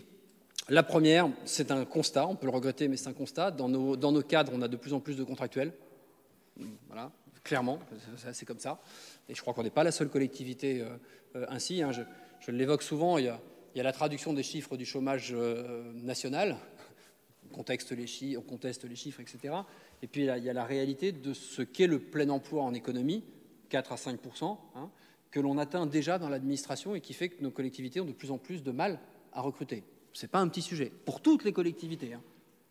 C'est valable la ville-préfecture de l'Essonne, c'est valable à l'agglomération, deuxième plus grande agglomération de France quand même, c'est pas anodin, sur les difficultés de recrutement. Et puis la deuxième raison, ne vous a pas échappé qu'on est sur le budget ici 2021, et il y a aussi en grande partie tous les vacataires que l'on a été obligé de prendre pendant la période de la crise sanitaire, et notamment vous retrouvez dans cette traduction les personnels vacataires qu'on a pris par exemple pour le centre de vaccination. Ronan ? Élément complémentaire. Alors, juste pour préciser, ce que nous dégageons comme résultat, aujourd'hui, on ne l'affecte pas comptablement à 2022. On sera obligé de le faire, mais juridiquement, on ne le fait pas aujourd'hui. Il y aura une délibération, on en reparlera au moment d'un budget supplémentaire, justement, qui touchera au budget 2022. Donc là, je vous ai évoqué effectivement, et ça sera très probablement le schéma d'une affectation en financement de nos investissements, donc en épargne, pour les 5 millions d'euros. Sur les droits de mutation, vous n'avez pas forcément tort, on ne l'explique pas totalement. Par contre, l'augmentation est quand même très très sensible, 44%, ça faisait quand même très très longtemps qu'on n'avait pas eu de telles augmentations sur une année. Et donc, il est possible qu'il y ait une surchauffe liée à ce que vous évoquez, ce qui est un vrai sujet. Pour le coup, la découpe, l'achat de logements pour les découper et voilà, en faire des cages à lapins, parce que c'est comme ça que ça s'appelle.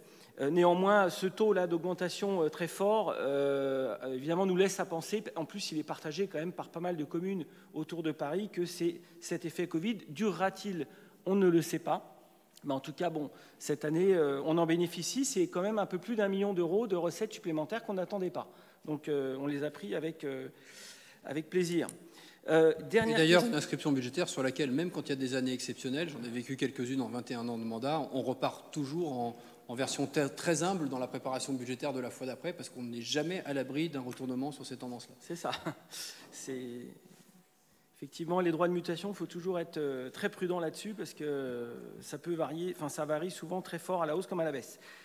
Votre question est très intéressante. Je ne dis pas que les autres ne l'étaient pas, mais la dernière, sur la présentation des 25 millions de dépenses effectuées, dépenses d'équipement, et en face, le chiffre de 3 millions de subventions que nous avons encaissées au titre de ces 25 millions de dépenses d'investissement. Et donc vous dites, je ne comprends pas trop, vous évoquez 25 millions d'un côté, 3 millions de recettes de l'autre, mais ça ne correspond pas au chiffre du budget. Oui, effectivement, je vais vous préciser cela, parce que justement j'ai évité d'entrer trop dans les détails, mais votre question me permet d'y venir. Nous avions prévu de dépenser, donc dans le budget 2021, 71 millions d'euros de dépenses, toutes confondues, de dépenses d'investissement. On a dépensé 34 millions d'euros, donc on n'est pas encore aux 25. Parce que les 25, c'est les dépenses d'équipement. Mais il n'y a pas que des dépenses d'équipement dans les dépenses d'investissement. Vous vous souvenez aussi qu'il y a le remboursement de nos emprunts. Donc 71 millions prévus, 34 millions réalisés, dont 25 millions de dépenses d'équipement. Voilà, vous aviez la liste de toutes les opérations pour ces 25 millions. Maintenant, j'en viens aux recettes. Vous vous souvenez, les 3 millions de subventions liées à ces 25 millions de dépenses. Donc les recettes, on avait prévu 63, presque 64 millions de recettes d'investissement. Alors ça, c'est les recettes réelles, 64 millions de recettes réelles. On a réalisé 33 millions de recettes. C'est toujours une tendance. On ne réalise jamais 100% ni de nos dépenses, ni de nos recettes en investissement. Voilà. Parce que ça dépend de notre capacité à déclencher les travaux, etc. Et il faut voir le budget d'investissement plutôt sur la durée, sur plusieurs années. C'est pour ça que c'était l'objet d'ailleurs de la présentation de la première slide. Une perspective sur du long terme. Donc, 64 millions de recettes prévues, 33 réalisées. Et dans ces 33, 3 millions de subventions que nous pouvons rattacher à nos 25 millions. Voilà, c'est comme ça qu'il faut le lire. Les fameux 3 millions, c'est juste des subventions qui étaient affectées à nos 25 millions de dépenses d'équipement. Voilà, j'espère avoir répondu à vos questions. Merci Ronan et merci pour ces questions de fond, très utiles au débat. Oui, M. Garnier. Juste revenir un petit peu sur vos propos à propos de la vision et de la perspective que vous envisagez pour le centre. Effectivement, notre ville, on le sait très bien, est construite autour d'un centre commercial, qu'on fait une ville construite autour d'un centre commercial. Et dans les propositions qui sont les vôtres, vous voulez on veut créer un hypercentre. En fait, un petit peu ce qui se passe dans certains pays où en fait, on se retrouve un grand centre plutôt orienté autour du commerce.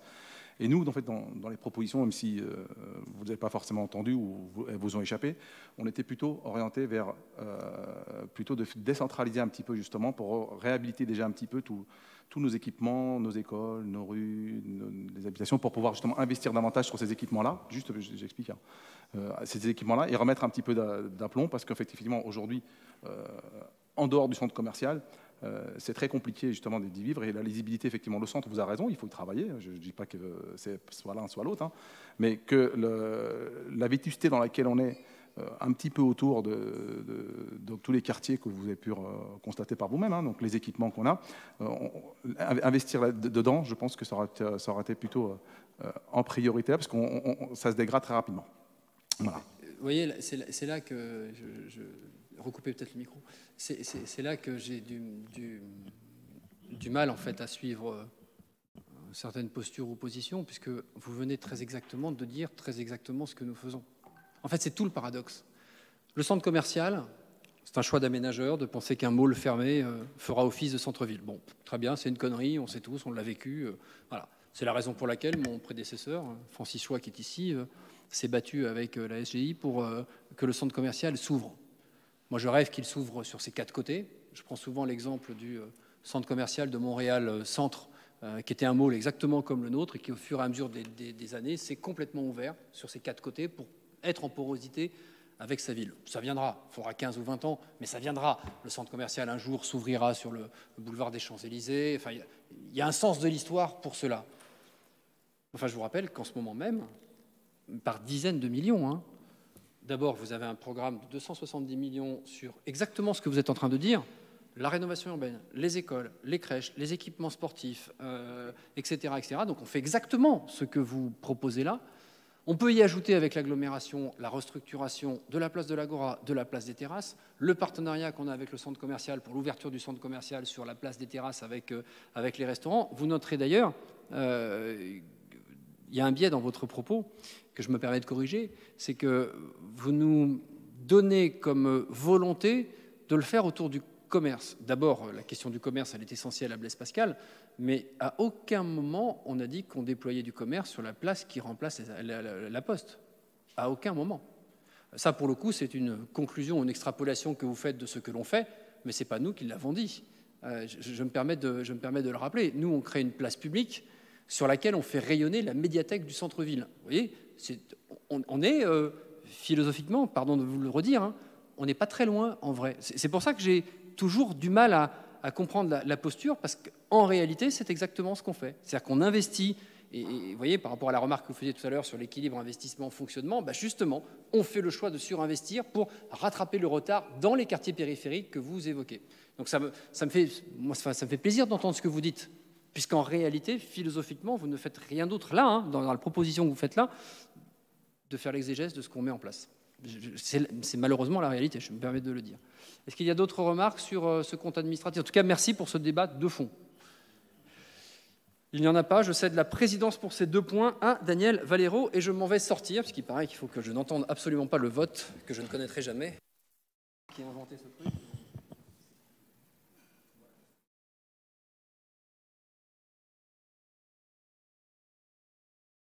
Voilà, il va donc sortir. Alors, sur le premier point, sur le compte administratif principal, est-ce qu'il y a des... Ah, tu veux rajouter quelque chose? Il faudrait juste préciser les restes à voter, pour le coup, si je pourrais le faire, ou au moment du vote, les résultats de la section de fonctionnement et de l'accession d'investissement pour les 2 budgets.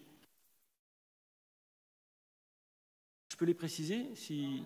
Voilà. Donc pour le CA, le compte administratif de la ville, ce qu'il faut voter, donc c'est l'ensemble évidemment du compte administratif, mais c'est le résultat de fonctionnement de 19 428 723,43 centimes en fonctionnement, et en investissement, un résultat négatif de 6 445 466,58 centimes, hors reste à réaliser. Ça, c'est pour le compte administratif ville. Et je vous rappelle tout de suite, comme ça on fera les deux votes dans la foulée, pour le compte administratif parking, la section d'exploitation qui est le fonctionnement, donc dégage un résultat de moins 10 677,83 et en section d'investissement, un résultat positif de 364 855,70 centimes. Si Renan, il faut quand même voter séparément. Donc, pour le compte administratif en budget principal, est-ce qu'il y a des votes contre? Est-ce qu'il y a des abstentions?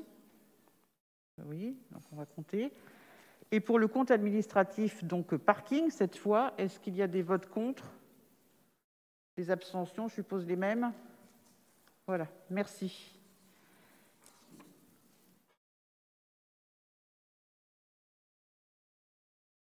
Excusez-moi, oui, c'est encore à moi, Encore mais à ça toi. va être très court. Vous avez l'ordonnateur, donc qui justement est sorti pour éviter qu'il sache le vote que nous apportons sur ces actes d'ordonnancement des dépenses et des recettes. Et puis vous avez de l'autre côté celui qui tient le chéquier, si je puis dire.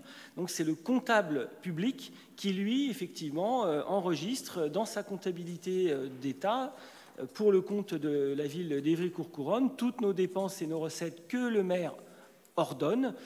Et il les contrôle, il les vérifie, et évidemment, il faut que le compte de gestion donc, du budget ville et le compte de gestion du budget parking soient strictement identiques au compte de l'ordonnateur, sinon il y a un problème. On n'a jamais présenté ce cas-là, donc pour le coup, les deux comptes sont strictement identiques. Ça n'a pas grand intérêt, je dirais, philosophiquement, mais en tout cas, il faut qu'on les vote. Alors, donc, sur le compte de gestion budget principal, est-ce qu'il y a des votes contre? Des abstentions? Donc, c'est la logique. Et sur le point 11, donc le budget, le compte de gestion, mais cette fois parking, est-ce que c'est le même vote? Le même vote. Merci. Monsieur le maire peut revenir.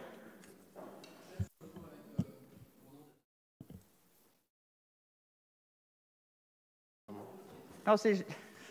Ronan, ça y est, c'est fait, donc c'est Gérard. Bonsoir. Donc voilà.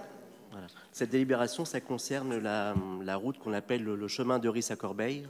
C'est la route qui est en bas d'Évry, qui est parallèle au parc des Tourelles et perpendiculaire à la route, au chemin de la rue de Beauvoir et la rue du Grippé.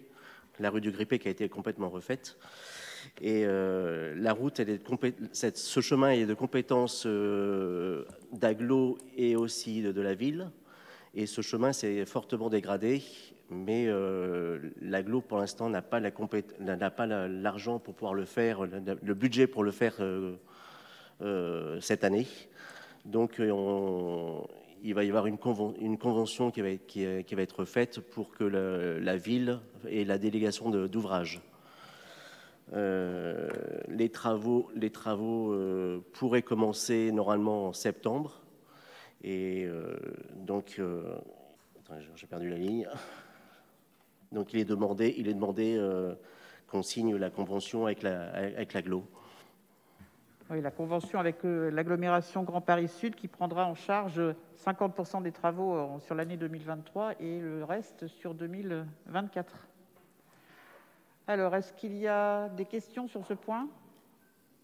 Oui, Monsieur Courteau. Bonsoir à toutes et à tous. On voulait savoir si il avait été envisagé de faire de la circulation douce sur cette rue, donc à un nom de chemin, pour notamment faciliter pour les vélos, mais aussi, je pense, aux personnes qui s'occupent des animaux dans le foyer d'accueil en bord de Seine. Ça fait partie de leur virée. Et donc, s'ils pouvaient avoir des trottoirs sécurisés pour tenir les chiens en laisse par rapport à la circulation des voitures sur le chemin. Ça, c'est la première chose. Et puis, en fait, je voudrais profiter de cette délibération pour porter au conseil municipal, lors de la dernière commission de politique publique de Grand Paris Sud, Monsieur le Président a fait appel à candidature pour avoir un représentant au conseil d'administration de l'association Seine et ses affluents. Et puis, il avait l'air d'être un peu à court de forces vives. Donc, j'ai exprimé au président mon intérêt à l'idée d'assumer cette responsabilité. Et puis, avec le recul, je me suis dit que peut-être que dans délégation de la commune, monsieur le maire et la majorité que vous constituez avait déjà prévu de porter un candidat, auquel cas ça n'aurait pas de sens d'être dans une opposition. Si ce n'est pas le cas, c'était juste pour... Je ferai passer le message de cette candidature au titre de la ville. Oui. Ok, voilà. Donc je pense, en tout cas, je pense que c'est intéressant dans cette intercommunalité d'avoir un élu de la ville d'Évry, Courcouronnes, présente. Non, mais écoute, je prends hâte de ta candidature. Non, mais je dis du fait qu'on a une rive, etc. Je veux dire, il y a... D'un point de vue général, je pense qu'il y a intérêt à ce que quelqu'un de notre commune soit présent pour, ou en tout cas, il tente d'y aller. Voilà, je vous remercie. 100% d'accord, et comme tu as fait acte de candidature, c'est toi qui t'y colleras, avec plaisir. Et oui, il y aura bien le chemin piéton que tu évoques, et vélo. Voilà, tu verras. Et sachant que sur cette rue qui fait 750 mètres, il y aura des endroits où ça va être élargi vu qu'il y a des bus qui passent. Et il y aura aussi quelques 3 ou 4 plateaux pour apaiser la vitesse. En revanche, assez clairement, et que tout le monde le sache, hein, Rémi, c'est important, se posera la question de l'abattage de quelques arbres. Hein. Je me permets de le dire d'emblée, parce que cette route n'est pas aux normes. À partir du moment où on la touche, on doit la mettre aux normes en matière de largeur, et ça va nous obliger à abattre certains arbres. Alors, ils ne sont pas de qualité, donc ce n'est pas gravissime. C'est possible, mais pour y être passé, de toute façon, je pense que il y a effectivement des questions d'abattre les arbres, mais en termes de lumière, ça permettra aussi de désenclaver un peu, parce Exactement. Que c'est extrêmement présent. Et puis je préfère le dire, parce que... Oui, mais on a la chance d'avoir des arbres remarquables sur le parc des Tourelles, donc je pense qu'il y a quelque chose à gérer intelligemment. Exactement. Voilà, comme ça pour le coup, c'est posé. Bien, merci. Merci Gérard. Y a-t-il d'autres remarques? Madame Caillaschon? Alors, ça serait juste une observation, en fait. Bonsoir tout le monde, d'abord. Il me semble de mémoire que ce n'est pas la première fois que la communauté d'agglomération sollicite la ville pour ce type de travaux. Alors c'est bien, la solidarité, c'est super, mais je m'étonne quand même toujours que la communauté d'agglo, dont c'est quand même la compétence, n'ait pas les sous finalement pour faire ce type de travaux. Et prive quand même, malgré tout, même s'il y a un remboursement de prévu, j'ai bien compris qu'il y a un remboursement de prévu sur 2 ans, mais prive finalement la ville de ces fonds-là pendant 2 ans. Donc voilà, c'est juste une observation. C'est une observation que je pourrais partager à ceci près, c'est que c'est nous qui faisons le choix d'accélérer sur ce choix stratégique de cette rue qui en a un grand besoin, ce qui n'est pas dans la programmation de l'agglomération tout de suite. Donc ça ne veut pas dire qu'elle ne voulait pas faire, ça veut dire que la ville impose à ce qu'on le fasse plus vite. Voilà, donc c'est un choix, et ce choix, on l'assume donc. Voilà. Monsieur Serigi.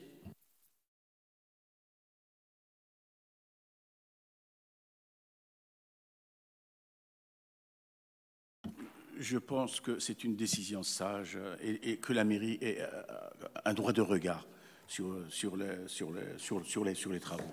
Je pense ça. Si, pas d'autres questions sur ce point?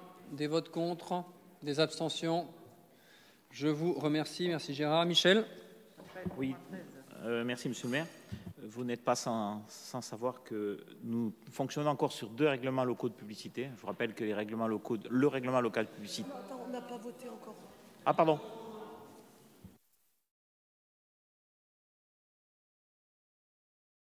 Le monsieur te demande... Le monsieur te demande, voilà. Mais apparemment on n'a pas voté. Alors, Si, on a voté. Ok, si. Ah bon. On essaye vraiment de me déstabiliser, ouais, c'est pas possible. Ça. Donc tu t'approches bien du micro, voilà, limite tu le manges. Voilà, là ça va, 5 sur 5 ? Oui. Impeccable. Donc vous n'êtes pas censé oublier que nous avons encore à l'heure actuelle 2 règlements locaux de publicité. Je vous rappelle que ce règlement local de publicité sert à la publicité, à régir la publicité, mais aussi les enseignes et tout ce qui est préenseigne. Donc important pour le devenir de la qualité de la ville que bien sûr nous cherchons tous à obtenir. Alors pour cela, bien sûr, on a fait une première délibération le 28 septembre 2020 et on a prescrit cette fameuse révision du RLP pour faire un RLP commun Évry et Courcouronnes. Donc il s'appelle donc le RLP Évry-Courcouronnes. Et sur cette base-là, a été fait un diagnostic de l'ensemble du territoire et il nous a permis de définir des orientations et des objectifs. Et ces objectifs et ces orientations ont fait l'objet d'un débat de conseil municipal du 16 décembre 2021. Donc, à l'heure actuelle, le projet de règlement, il est aujourd'hui soumis pour arrêt au conseil municipal. Le bilan de la concertation qui a eu lieu au long de la procédure fait l'objet d'un rapport qui est joint, vous l'avez reçu, également pour présentation au conseil municipal.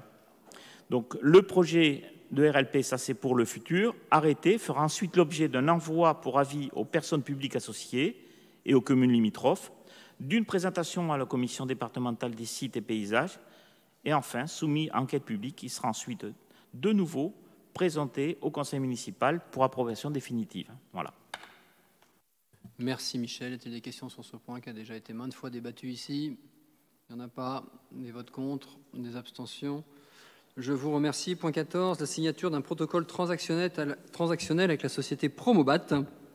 Le programme immobilier Pastré, je refais une histoire très rapidement. La commune a cédé au prix de 450 000 € en juin 2018 à la société Promobat, que l'on connaît nous sous le nom de Pichet, un terrain rue Emmanuel Pastré pour construire, après une très longue concertation menée par l'association locale et l'ami Francis Choix, pour un projet de 21 logements, avec des typologies de logements plutôt grandes d'ailleurs, des espaces communs et privatifs, et la réhabilitation d'un bâtiment existant en fond de parcelle pour créer 5 lofts. Nous avons découvert il y a quelques mois que le promoteur, sans en avertir personne, avait à l'intérieur de ces bâtiments prévu la construction, enfin déjà construit d'ailleurs, 32 logements et non pas 21. Nous avons donc enclenché tout un tas de procédures administratives, juridiques, procès-verbal d'infraction au code de l'urbanisme, arrêté interruptif de travaux, plainte pénale, action en résolution de la vente, etc. Des discussions ont été engagées avec le promoteur, très dures évidemment, avec les associations représentantes des riverains du secteur, les deux, j'insiste, l'association Évry Village et le comité Avenir Pastré.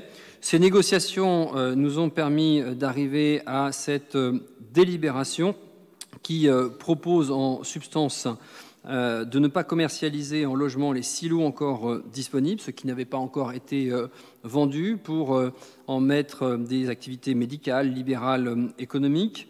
Inscrire la commercialisation de ces lots dans le cadre d'un comité de pilotage qui unit et la ville et les riverains à travers l'association Évry Village. Prendre en charge la réfection de la voirie de la rue Emmanuel Pastré. On trouve que c'est une bonne façon aussi d'avoir des dommages et intérêts sans passer par un tribunal qui délibérerait dans 4 ou 5 ans. Évidemment, en contrepartie de ces engagements, la ville s'engage à se désister de l'ensemble des instances qu'elle a engagées devant les juridictions administratives, pénales et civiles d'ailleurs. Je remercie Christophe et ses services qui ont beaucoup travaillé sur ce dossier épineux. Est-ce qu'il y a des questions sur ce point? Il n'y en a pas. Des votes contre, des abstentions. Je reprends donc. Est-ce qu'il y a des votes contre? Des abstentions? Je vous remercie. Le point suivant, Sandrine? Oui, merci Monsieur le maire. Il s'agit d'une convention de transfert de la maîtrise d'ouvrage avec le bailleur, les résidences Yvelines Essonnes, pour la conception et la réalisation des travaux de réhabilitation et de réaménagement de la P14. Le bailleur et la commune d'Évry-Courcouronnes se sont engagés dans une opération de réhabilitation complète de la P14 située au 402 square Jacques Prévert.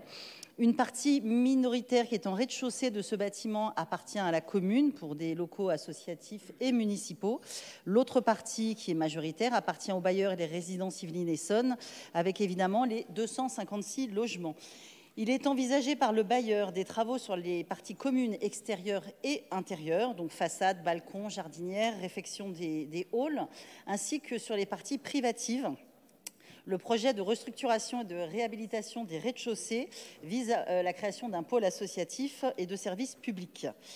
Le bailleur réalisera l'ensemble des travaux de réhabilitation et de réaménagement dont le montant prévisionnel est à hauteur de 16,3 millions.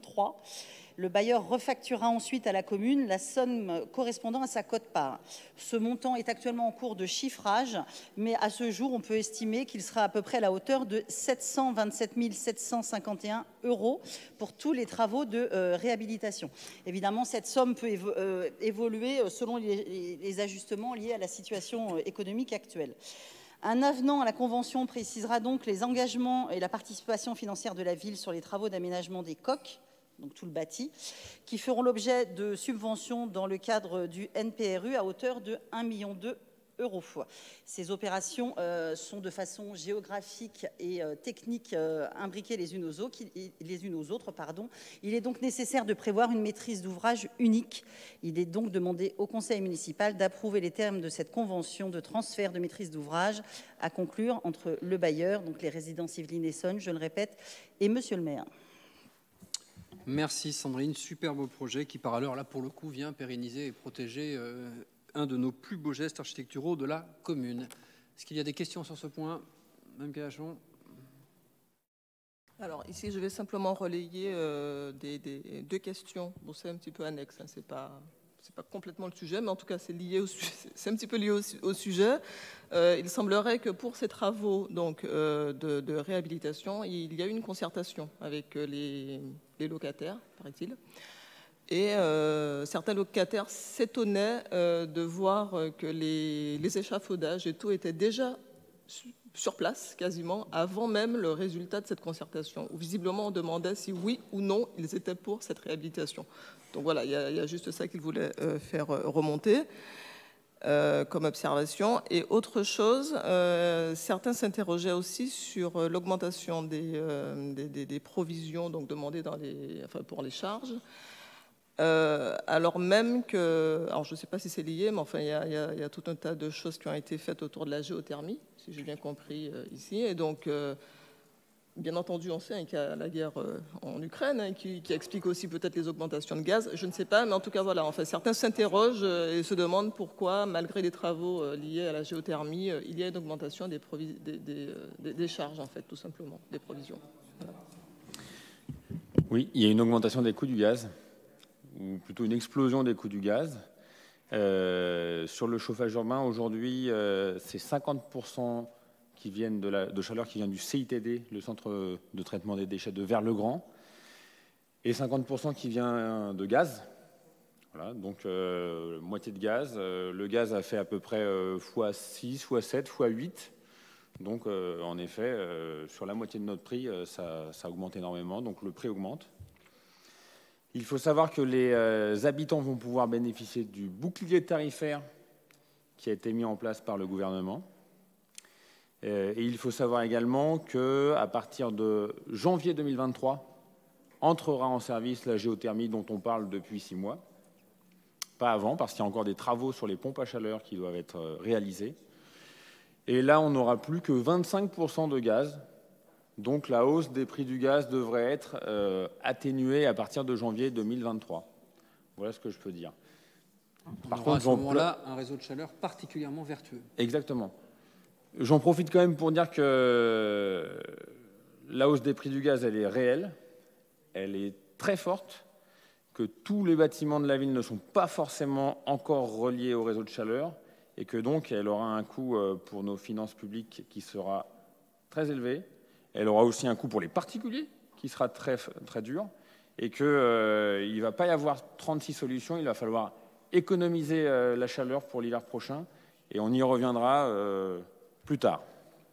Merci Pierre de ces précisions. On estime à date que les augmentations d'énergie pourraient coûter au budget communal entre 600 et 1 400 000 € de plus sur le budget annuel, ce qui n'est pas complètement anodin et du coup on ouvrira avec vous pour la rentrée de septembre un débat sur les mesures d'économie d'énergie. Sandrine Chaumont pour la réponse à la deuxième partie de la question.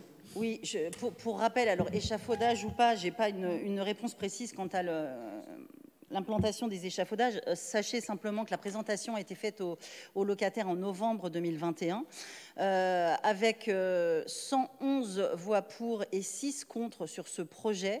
Et je voudrais quand même rappeler, parce que c'est assez exceptionnel pour que ça soit dit et redit, le bailleur fait des travaux, alors lissés sur toutes les parties extérieures, intérieures, logements et parties communes, à hauteur donc de 16,3 millions, ce qui fait pour les 256 logements 60 000 € comment dirais-je, d'investissement par logement. C'est colossal, c'est assez exceptionnel pour vous dire les choses. En général, c'est pas plus de 20, 25 000 euros. Là, c'est 60 000, c'est colossal. Donc voilà, 111 personnes pour. J'ai fait une réunion la semaine dernière, ils sont tous ravis. On est en train de leur expliquer comment ça va se passer, parce que forcément, 2 ans de travaux, quelques nuisances, c'est normal. Mais je pense que d'après ce que j'ai vu mardi dernier, ils sont tous très très contents.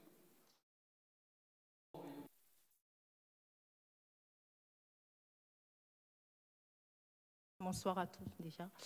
Sur ce point-là, notamment, nous avons noté que la première rénovation urbaine ne semble pas avoir été satisfaite. Et les locaux qui avaient été construits, l'espace des 80, sont finalement détruits quelques années après. Mais la bonne nouvelle, c'est quand même la réhabilitation complète de la Grande Pyramide, qui en avait vraiment besoin, surtout quand on voit l'état de vetusté de certains endroits, hall côté Neruda, et des volets, enfin, on remarque qu'il n'y a pas de volets sur les fenêtres. Mais par contre, aujourd'hui, la question, c'est de savoir, notamment par rapport au devenir des occupants de rez-de-chaussée des associations. En fait, l'objet de la délib, c'est juste la maîtrise d'ouvrage qu'on passe aux résidences Yvelines, mais le devenir, les associations, ça va être réaménagé effectivement, pas à l'intérieur, mais c'est négocié avec les associations. Donc je pense qu'on vous en fera part un peu plus tard, mais Pascal, vas-y, je t'en prie. En fait, il y a eu tout un travail au moins depuis plus d'1 an avec toutes les associations qui sont au rez-de-chaussée de la pyramide, en leur demandant leurs besoins. Les associations qui dépendent dans les locaux de la ville, voilà, elles ont toutes été reçues. On a travaillé avec elles. Et il y a eu encore une réunion il n'y a pas très longtemps, voilà, pour leur faire part des aménagements et des plans des futurs locaux. Voilà. Je me permets de battre en brèche pour le coup là, le mot concertation, puisque sur l'aspect socle associatif de la pyramide 14, on est véritablement dans de la co-construction avec les associations, ce qui était l'étape bien après la concertation. C'est co-construit avec le secteur associatif. Bien. Si je peux quand même apporter une précision, effectivement, donc on est bien ce secteur-là, et au niveau des secteurs associatifs, il est très important.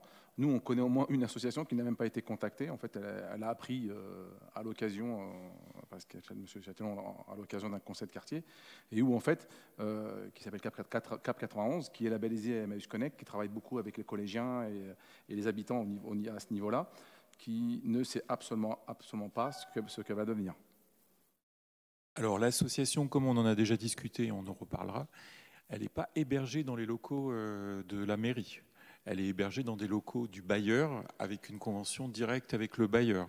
Donc elle a été vue par les résidences en tous les cas pour savoir ce qu'elle allait devenir et dans quels locaux elle pourrait s'implanter. Bien, s'il n'y a pas d'autres questions. Monsieur Sergi, si vous pouviez mettre le micro. Pardon. Ce n'est pas de la polémique, c'est de la réalité. J'ai été interpellé par une famille à la cité de l'Agora, là où il y a juste après Carrefour, il y a un rond-point où il y a une cité qu'on appelle l'Agora. Les mesures de sécurité concernant l'hygiène et la sécurité ne sont pas respectées. Monsieur Sergi, on est sur la pyramide 14, là. Un peu plus bas. Oui, non, mais là, on est sur une délibération sur la pyramide 14. Donc, s'il y a des questions diverses, on s'en reparle, mais ce n'est pas du tout l'objet de la délibération. C'est une manière générale. Mais non, mais c'est un sujet, il faut évidemment en prendre acte, mais ce n'est pas du tout le même secteur et ce n'est pas la délibération. Il n'y a pas de problème, monsieur. Vous nous passez? Vous recoupez le micro? Bien, je soumets donc cette délibération aux voix. Y a-t-il des votes contre? Des abstentions? Non. Je vous remercie. Point suivant. Sandrine, toujours? Oui, c'est un avenant, le premier, à la convention pluriannuelle des projets de renouvellement urbain des quartiers du Canal à Évry-Courcouronnes et du Plateau à Ris-Orangis. Le conseil municipal du 6 février 2020 avait approuvé la convention pluriannuelle donc, de ces projets de renouvellement urbain. Il convient aujourd'hui d'intégrer de nouveaux éléments du NPNRU du quartier du Plateau à Ris-Orangis à la convention, c'est-à-dire qu'un transfert au profit du bailleur Essonne Habitat de l'enveloppe de la région Île-de-France, identifiée donc au titre du NPNRU du plateau, d'un montant de 720 000 €. Donc pour intégrer cette nouvelle disposition financière, il convient donc de modifier la convention pluriannuelle initiale. Et pour faire plus simple et plus court, Monsieur le maire ayant signé la convention, obligatoirement, même s'il s'agit de Ris-Orangis, il doit signer ce nouvel avenant. Enfin, ce premier avenant, pardon.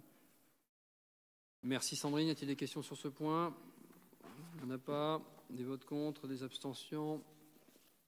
Rémi, c'est une abstention? Merci. Je vous remercie. Point 17, Daniel. Daniel O. Pas Daniel V. Bonsoir à tout le monde. Il s'agit de la convention relative à la réalisation d'une fresque artistique rue des Galancours. Le local OM encombrant de la rue des Galancours, situé dans le quartier des Pyramides, est partagé entre les copropriétés Quai aux Fleurs et Évry 4, a longtemps été identifié comme un point de dépôt sauvage. Dès l'été 2019, le service GUSP a mis en place un plan d'action en lien avec les syndics de copropriété, le conseil syndicaux, l'ASL et le service de collecte Grand Paris Sud, qui a permis d'aboutir à une meilleure gestion du local et à la réalisation des dépôts sauvages. Afin de continuer à améliorer le cadre de vie, le service GUSP et ses partenaires souhaitent maintenant mettre en place une action afin d'embellir ce local. Il a été retenu un projet de fresque sur le mur appartenant à la communauté d'Aglo, qui a confirmé son accord pour l'exécution du projet. Suite à la concertation menée auprès des copropriétaires des résidences Quai aux Fleurs et Évry 4, le projet FVP Décoration, avec un dragon comme motif central de la fresque, a finalement été retenu. Depuis 4 points de vue différents, l'étude géométrique essayera de faire apparaître 4 anamorphoses pour créer une illusion d'optique. Un plan d'exécution et de partage des zones à réaliser sera alors défini entre les artistes et le collectif d'habitants qui participera à l'élaboration de la fresque. L'association UCB travaillera en lien avec la GUSP et FVP Décoration pour établir un calendrier d'ateliers avec les jeunes du quartier des Pyramides. Le projet se déroulera sur une période de 4 semaines comprise entre le 1er juin et le 29 juillet 2022. Dans le cadre de cette action, un projet de convention a été élaboré. Il présentera les détails du projet, les engagements de chacune des parties, les modalités de financement et les modalités relatives à la propriété physique et intellectuelle de l'œuvre et au droit à acheter à celle-ci. Ce projet est financé à 50% par l'ANA et 50% par la ville représente un coût de 14 400 €. Il est donc demandé au conseil municipal d'approuver les termes de la convention et à conclure avec le Grand Paris Sud, FVP Décoration et l'association UCB et d'autoriser Monsieur le maire à la signer. Merci. Merci Daniel, très beau projet. Y a-t-il des questions sur ce point? Non.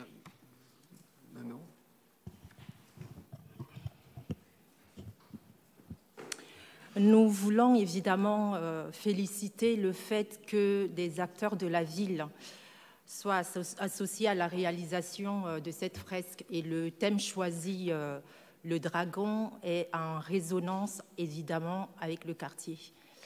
Toutefois, à la lecture de l'article de la Convention, l'article 4, on parle de limite de la créativité.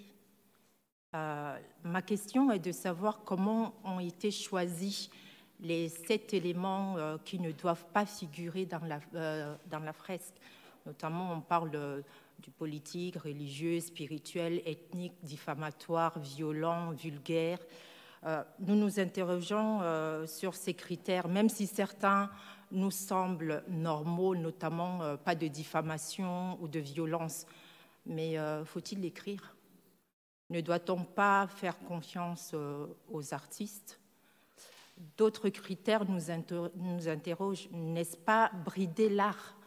un dévoiement de la notion même de la créativité est-elle légitime dans ce type de démarche? En l'occurrence, en l'espèce, de notre point de vue, oui. Voilà. Posez une question, j'y réponds. Nous avons considéré qu'il fallait limiter, et nous assumons les critères qui ont été mis dans cette convention. Est-ce qu'il y a d'autres questions? La réponse. Il n'y en a pas. Ouais. Des votes contre? Des abstentions? Je vous remercie. Point suivant, les deux points suivants d'ailleurs. 18 et 19. Michel. Oui, vous commencez à avoir l'habitude, donc c'est pas la première fois. Décidément, j'apprends avec ce micro. Hein. Alors je le mets là, ça sera mieux. Donc, je disais donc que la ville a décidé d'engager des travaux de sécurisation de la rue du Grippé depuis déjà un bon petit moment, située dans le quartier du Bras de Fer, afin de raménager les trottoirs et les chaussées et de rénover l'éclairage public et bien sûr d'enfouir les réseaux aériens. C'est mieux. Après l'intégration de la parcelle appartenant à la SL du Grippé dans le domaine public communal, la ville est désormais propriétaire de l'ensemble de la rue du Grippé. Il convient maintenant de procéder, après désaffection et déclassement, à la cession des 12 redans de voirie, ou délaissés si vous préférez, aux propriétaires concernés à qui il est proposé d'acquérir ces emprises à l'euro symbolique. Après les 4 riverains qui ont déjà acquis ces encoches depuis le lancement de la procédure, 2 nouveaux propriétaires viennent de manifester leur intérêt pour l'acquisition de nouveaux redans de voirie. Ce qui nous oblige donc à proposer au conseil municipal d'approuver la désaffection, le déclassement des redans, puis la cession des redans aux riverains intéressés. Merci Michel, on commence à être habitué à ces procédures. Est-ce qu'il y a des questions? Il n'y en a pas. Non, juste pour dire que suite à la commission, j'ai été me balader un peu dans le coin, qu'effectivement les travaux sont d'une très bonne qualité, donc voilà, c'est plutôt bien, puisqu'il y a plein de gens qui se plaignent de la qualité des voiries. Là, dans cette rue-là, je pense qu'ils peuvent plus se plaindre. Merci Rémi. Pour le coup, ça a été le fruit d'une longue concertation. Merci Pascal. Voilà, très longue. Et en effet, ça fonctionne en plus, pour le coup, pour l'instant, touchons du bois. Bien, allez, je soumets donc la délibération 18 aux voix. Y a-t-il des votes contre? Des abstentions? Je vous remercie. Sur la 19, des votes contre? Des abstentions? Je vous remercie. Point 20, Ronan. Oui, ma collègue me dérangeait, je blague. Cette délibération concerne la mise en place ou la reconduction du vote électronique dans le cadre des élections professionnelles, puisque suite à la création de la commune nouvelle, nous avions dû faire revoter les représentants, pour les représentants du personnel en juin 2019. Et à cette occasion, nous avions proposé aux représentants du personnel de passer au vote électronique. Donc c'est ce qu'on va reconduire là pour les élections nationales qui se tiennent le 8 décembre 2022. Donc un vote électronique pour un certain nombre de commissions. Alors la première, c'est la commission consultative paritaire que nous allons créer juste après, qui concerne les contractuels, les commissions administratives paritaires, donc pour les titulaires A, B et C, le comité social territorial, qui est un nouvel objet que nous avons créé en mars, enfin que nous avons avalisé, si je puis dire, en mars dernier, qui est la fusion du comité technique et du comité d'hygiène et de sécurité et des conditions de travail, le CHSCT, donc pour créer donc, ce fameux comité social territorial. Et pour élire les représentants à l'ensemble de ces institutions, pour le coup, nous proposons un vote électronique. Alors l'intérêt du vote électronique, il y a pas mal d'intérêts. On ne s'attend pas, évidemment, malheureusement, à booster considérablement le taux de participation, mais enfin, on ne sera pas à l'abri d'une bonne nouvelle. L'intérêt, c'est qu'on peut le mettre en œuvre sur une semaine. C'est un peu plus d'une semaine, puisque ça sera du 1er au 8 décembre, entre le 1er et le 8 décembre. Donc la clôture se fera obligatoirement avec l'ensemble des clôtures de bureaux de vote en France et en Navarre. Mais en tout cas, le vote commencera chez nous au 1er décembre par voie électronique. L'agent qui aura reçu 15 jours avant sur un papier son identifiant et son mot de passe donc pourra se connecter à partir du 1er décembre, à partir de n'importe quelle tablette, téléphone, ordinateur, chez lui, ici. En direction des ressources humaines, il y aura un poste dédié dans une salle pour que les agents qui sont complètement éloignés de l'électronique, on va dire, en tout cas du numérique, puissent éventuellement même venir avec quelqu'un, éventuellement de son choix, pour se faire accompagner, pour voter dans ce bureau qui sera réservé au niveau de la direction des ressources humaines. Voilà, je pense que je vous ai dit l'essentiel. Alors, il y a un tiers de confiance, hein, c'est une entreprise qui est spécialisée pour l'organisation. C'est même pas nous, évidemment, qui l'organisons. Nous faisons partie du système, comme des représentants de chacune des listes qui vont se présenter. Voilà, on l'a déjà pratiqué en juin 2019. Ça s'était bien passé et on reconduit cette opération. Merci Ronan, c'est plutôt même de nature à augmenter la participation. Donc, très très bien. Y a-t-il des questions sur ce point? Ok, Achon. Oui, alors peut-être que c'est indiqué dans la délibération, je n'ai pas lu, hein, il y a trop de pages cette fois, 700 pages, ça faisait un peu trop, pour tout, évidemment. Est-ce que le CHSCT est saisi de ce type de sujet et quel est l'avis du CHSCT sur cette question? Ou le CT, je ne sais pas d'ailleurs. Le CT s'est prononcé justement à deux occasions. Nous en avions déjà parlé en octobre 2021, en octobre une première fois. Et puis, il n'y a pas très longtemps, c'était ce mois-ci, en mai 2022, là pour le coup, il a voté sur cette proposition, encore une fois, qu'on a déjà mis en œuvre dans le cadre de la commune nouvelle. Hein. C'est la deuxième fois que nous mettons en œuvre le vote électronique. Mais il s'est prononcé officiellement en mai, j'ai plus le jour, mais peu importe, en mai 2022. Merci Oui, Ronan. favorablement, oui. Pas d'autres questions sur cette délibération? Des votes contre, des abstentions? Ah, Madame Rani contre. Ok, des abstentions. Contre ou abstention? Ok. Je vous remercie. Pour l'administration, c'est bon les votes? Ok, point 21, Ronan. Je l'ai déjà évoqué, c'est la commission consultative paritaire commune entre la ville d'Évry-Courcouronnes, le Centre communal d'action sociale et la Caisse des écoles. Donc l'idée, c'est que plutôt que de créer 3 commissions pour ces 3 institutions, c'est d'en créer qu'une seule qui regroupera l'ensemble des agents de ces 3 institutions, évidemment l'essentiel des agents venant de la ville d'Évry-Courcouronnes. Et voilà, plutôt que de se disperser, l'idée c'est de créer qu'une seule commission qui a vocation de traiter des cas particuliers pour les non-titulaires, les contractuels. Ronan, des questions sur ce point? Il n'y en a pas. Des votes contre, des abstentions?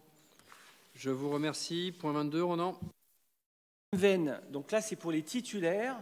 L'idée de cette délibération, de cette proposition qui existait déjà hein, de toute façon jusque-là, c'est de créer qu'une seule commission administrative paritaire pour les catégories A, la même chose pour les B et la même chose pour les catégories C, et pour l'ensemble des institutions que j'évoquais tout à l'heure, donc la ville, le CCAS, la Caisse des écoles.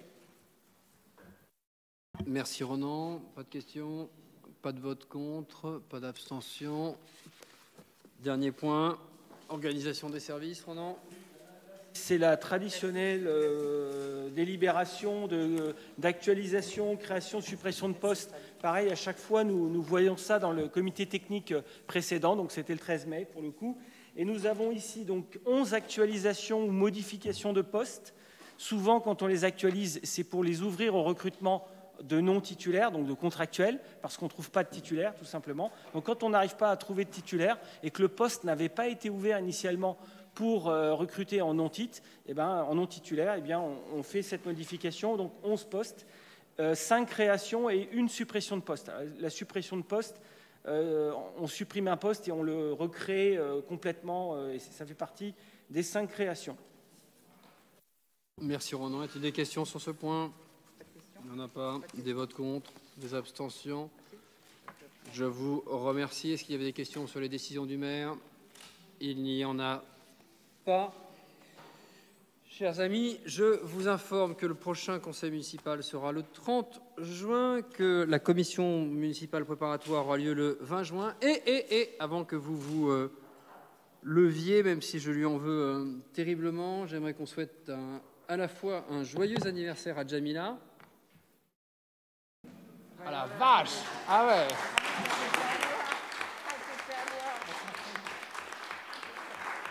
Je ne sais pas si tu le mérites, puisque en même temps, on peut dire que tu viens d'assister à ton dernier conseil municipal. Voilà. Voilà. C'est elle qui se tape toutes les heures à Tourtel. Je pense qu'on peut tous lui en vouloir. Je crois que c'est elle notamment qui répondait les longues réponses à Rafik notamment. Donc c'est une perte. Voilà. Donc merci Jamila, même si on t'en veut affreusement. Surtout le Marseillais que je suis, de savoir que tu pars à Lyon, tu vois, c'est une blessure profonde. Voilà, merci à toi. Merci à tous.